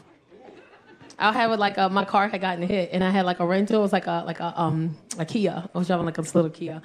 And this lady, this older Armenian woman, she's at the light and she just has her signal on, but she won't fucking turn. And it's like 5 blocks down, her signal on, she not turning. Like she forgot the fucking signal was on, right? She's just driving. So she was just driving so slow and I'm late for work, so I cut her the fuck off, right? And I realized you can't do that. This motherfucker met me at the light, the next light, rolled down her window and cursed me the fuck out. She said, what are you doing? You don't cut me. You can't cut me. I driving Mercedes-Benz. You driving Kia. You don't cut people this car. You don't cut people this car. You don't. I cut you. You don't cut me.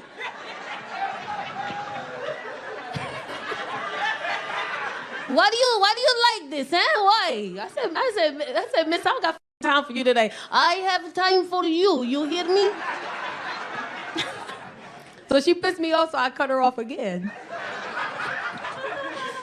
This motherfucker sped past me and like went in front of my car like a T, like I couldn't move. Stopped her car at the light and got out the car and said, I asked you, what's wrong with you, huh? Why do you keep cutting me? Why? What one? You're not happy with life, huh? Huh? I rolled my window down. She looked at me. She goes, oh, you're such beautiful girl. Why do you cut, huh? Oh, I know what you cut. You don't have husband. I said, why would you say that? Because husband don't let you drive Kia. No good husband.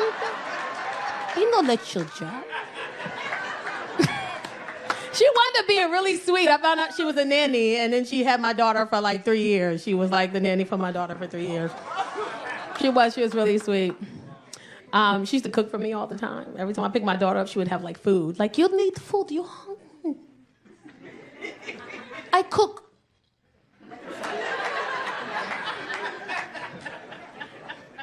I said, what's your name? I'm Rose. I said, what's your real name? You can't pronounce. Why I tell you waste time? No, I love her. I'm still friends with her to this day. She tried to hook me up with her son, too. You don't have husband. My son don't have wife. He need papers. I pay good. For you. Listen, I paid good. You buy Mercedes, right? She's so sweet. I still talk to her. She's coming. You don't need a husband in your life. You just need Armenian. I need a... Maybe.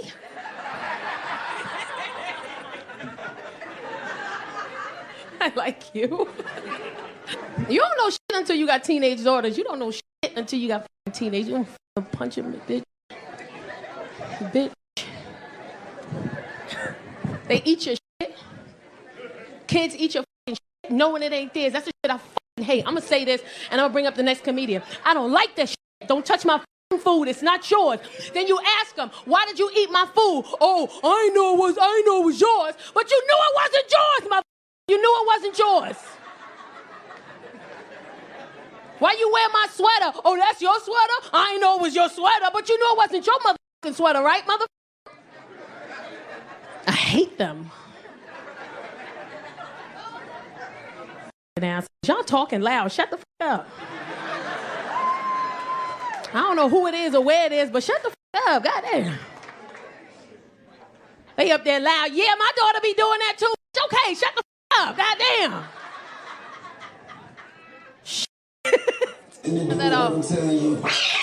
Round of applause to DJ Sidekick, one of the hottest DJs in the country. I got some birthday shout outs. We got some birthdays. Let me say some birthdays real quick. Okay, go on down. Period. Happy birthday, Miranda. Miranda, happy birthday. Happy birthday to Sunny Big Booty Judy. What the fuck is that?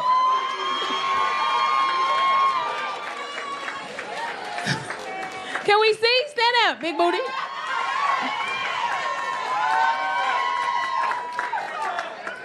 Give us that name and don't want to show nobody. The Big Booty Judy, you got your titties out. Come on now, show it.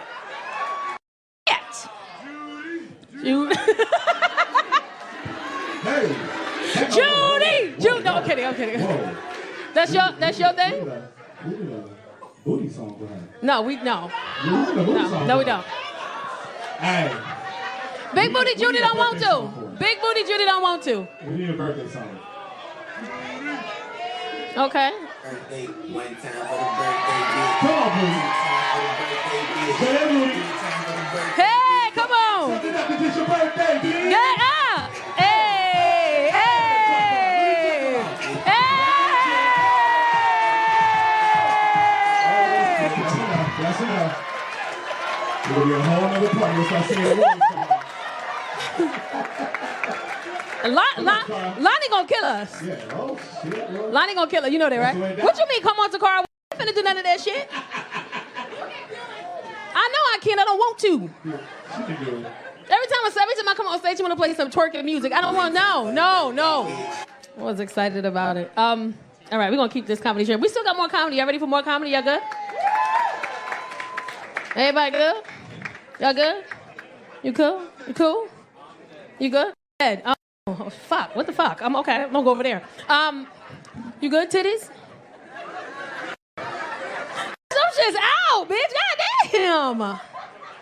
What size are you? You gotta think about it? Goddamn, bro. A 44 triple D. Girl, listen, bitch.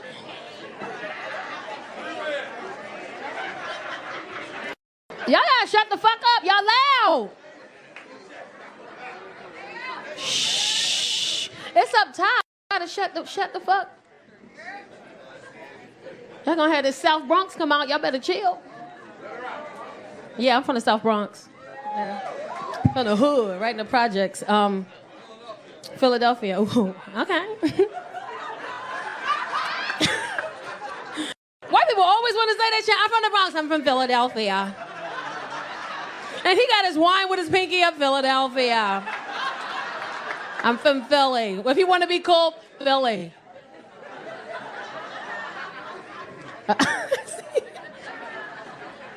Biggest tipper. All right.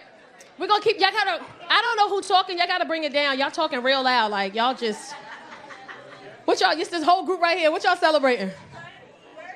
A birthday? Happy birthday. Why the birthday person the quietest motherfucker in here?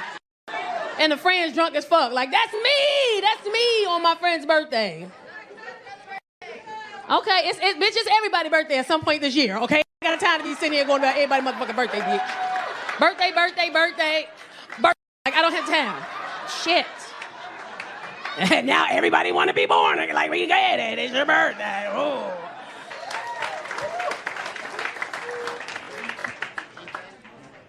Good? You sipping? Oh, I know. Oh, it's wine. Oh, wine don't get you fucked up. Oh, no, you sip on wine enough, you be fucked up off wine. All the Hennessy drinkers in here, bitch, we don't give a fuck about, bitch. Where the cognac, bitch? Where that? You drunk bitches in the bed. Bitch, wine, grow up. Who the fuck? What are you, 90? Who the fuck drink? Because black people different. A white man, you can drink wine. But a black man drinking wine, we gonna... Shit you got going on in your life. What the fuck? Nigga take you to dinner, he like, let me get a glass of wine. She gonna be like, You got your little pinky up? Shit, I'm fucked up. He can't do that. He can't do that shit. You can't do that. Why? We can't do that. Even if you don't really want to drink, you gotta order some hard shit like, now let me get a French connection. You know what that is, right? That's Grand Marnier and cognac. That's it. That's all you... I had some no more. That shit gave me a little titty hair. I can't do that. Especially when it comes to sex, be patient with your person. Because a lot of times we don't think about what it's like for him when he have sex with you. We don't think about it. And he don't think about what it's like for you when you have sex with him. He don't think about it. He just think about himself. You just think about yourself. You got to think about the other person. You got to consider what they going through during sex. That's like I had a woman call me. She was like, my man, he come too fast. I don't know what to do. I'm tired of it. I'm like, wait a minute. He don't want to do that. No man wants to come fast. He's not trying to do that. That's his heart telling his dick. You better hurry up. He gonna die. You just... Social media is at war. Social media is at war. You can't be in, some of y'all are in really good relationships and you don't think you are because you pay attention to social media too much. And you got a good relationship, but you be on social media too much, and social media told you that your relationship ain't good enough. You've been paying 50-50 with this nigga for 10 years. Don't complain now. You've been doing it. And it works. It works, but social media have everybody at war. Men complain about the women every night got a podcast. I don't like women with fake hair and fake nails and fake lashes and bust down wigs. I don't like that. And then a woman come to you 100% herself and you don't like that. She's not good enough. You don't like her 4C hair. And then the men come to you, I don't need a man to make a lot of money, but I need him to be able to take care of himself. He come to you just like that, but he ain't good enough. And then the men trashing the women on podcasts, and the women trashing the men on podcasts, and the men talk so much, especially black men and black women. All you got is bust down weaves and this, and that, and now y'all is doing the same. There's a couple of in here that scared the sweat. I know you when I see you. You got a bust down wig on too. You just ain't got no baby here, but I see it. You said it's lifting just a little bit. I ain't gonna point you out. Oh, they going to other countries and getting their body done. So are y'all. Some of y'all going to Turkey and getting brand new hairlines. Yeah, I saw you. You got your bald hair shaved and now you got your bald hair on your hairline. And now when you sweat, I smell something familiar. You know what I'm saying? Like, I know bald sweat when I smell it. And the short guys, y'all going to Turkey and y'all getting your knees done. Look at the short knees in here. We can do that. Y'all getting your knees done. You know you can go to Turkey. They'll break your legs, insert rods into your legs, and then they tune the rods based on the height that you want to be. So you can go from 5'7" to 6'1". You got to learn to walk all over again. And male ego is so crazy that men don't even want the new women. They want the bitch to turn them down. That's who they want. The woman who said, oh, you too short, I just don't do that. I'm okay. That's who you want. You want to walk up to her out of nowhere. It was going on. Who the fuck is you, fam? You gotta learn to walk all over again. And the crazy thing is you're not doing a real job. You're not doing really what women want. You're not going to therapy. You know, if you believe in God, you're not seeking God. You didn't even go over there and do what women really want you to do. You went to Turkey and got a new hairline and new legs. And you coming back with that same bullshit ass that you're left with. That's the problem. You could have got that done over there. You could have just got one person because that's what we worried about. And then not only you come back with and the crazy thing is the dick looks smaller because your legs is longer. You understand what I'm saying? You look crazy with these little ass arms, these long ass legs. And now now you gotta learn to walk all over again, which means you gotta learn to have sex all over again. You ain't finna be on top of me with the Bambi legs. Get the off of me. Talk about some hold me up. Get off of me. Get off.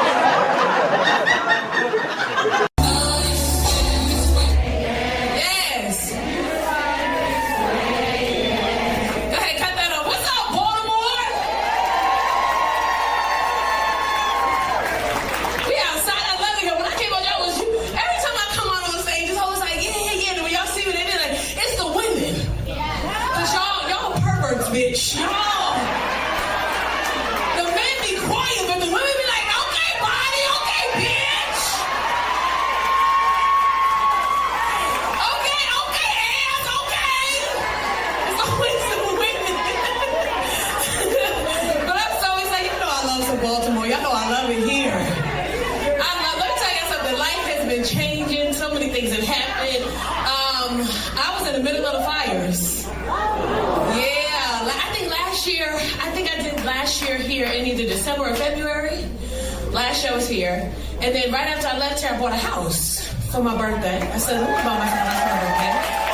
Very, very grateful. I paid cash for the house. I'm glad y'all made it because I got $11.72 in my bank account. So I'm grateful that y'all are here. And, you know, the fires started happening in California.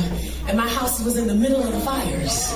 So I was surrounded by, you know, I'm in the middle of like 3 fires happening at the same time. And then they, they got control over 2 of them. And then the 3rd one they were figuring out. And then I go outside, and I'm grateful I live in the mountains, beautiful view of the city. And I step out, and all my neighbors are looking to the right. And I look over to the right, and 3 miles from me, there's flames and smoke. And as I'm looking, Mika calls me. And I answer the phone, and she said, "Bitch, it's a fire by your house." I said, "Bitch, I'm looking at it. I see it." She goes, "Me and my husband have decided that we don't like it. And you need to leave." I said, "Bitch, I'm grown. I know what to do if I see the fire." So as soon as I see the fire and I hang up the phone with her, as soon as I see the fire and I hang up the phone with her, I get the alarm. Evacuation zone 3, which is zone 1 is get, zone 2 is ready, zone 3 is go. And we would skip the 2 zones and went straight to 3. And it's so scary because in that moment, you have like 30 minutes to grab what you can and go. And I started panicking because in them 30 minutes, I'm like, what the fuck do I grab? And in that moment, I realized I wasn't shit. I ain't grabbed no baby photos. I ain't grabbed none of the kids. Bitch, I grabbed my bags. That's all I grabbed was my purses and a couple pairs of shoes and some jewelry. My daughter called me. That's y'all internet needs Casey. So it's a fire. Like, you know it's a fire, right? I said, yeah, it's a fire. So like, in my room, you can get my jeans. Girl, fuck them jeans, bitch. Somebody give up them jeans. I got to get my bags. Bitch, I got to get out of here. And it's funny because people calling me because where you going to go? What you going to do? And I had shows in New Jersey that week, and so I'm like, fuck it, I'm just going to go do my shows. Because if something happens to my house, I need my money. It don't make no sense to me sitting here stressing something I cannot control. Let me just go continue to make my money. So I'm packing suitcases to take to my friend's house, but I'm also packing a suitcase to go on the road. So I'm putting shit in the wrong fucking suitcases. I get to New Jersey. For the show. I got 2 pairs of shoes, a couple pairs of drawers, 2 turtlenecks, and bags, bitch. I got nothing else. I got no soap, no toiletries, no bottles.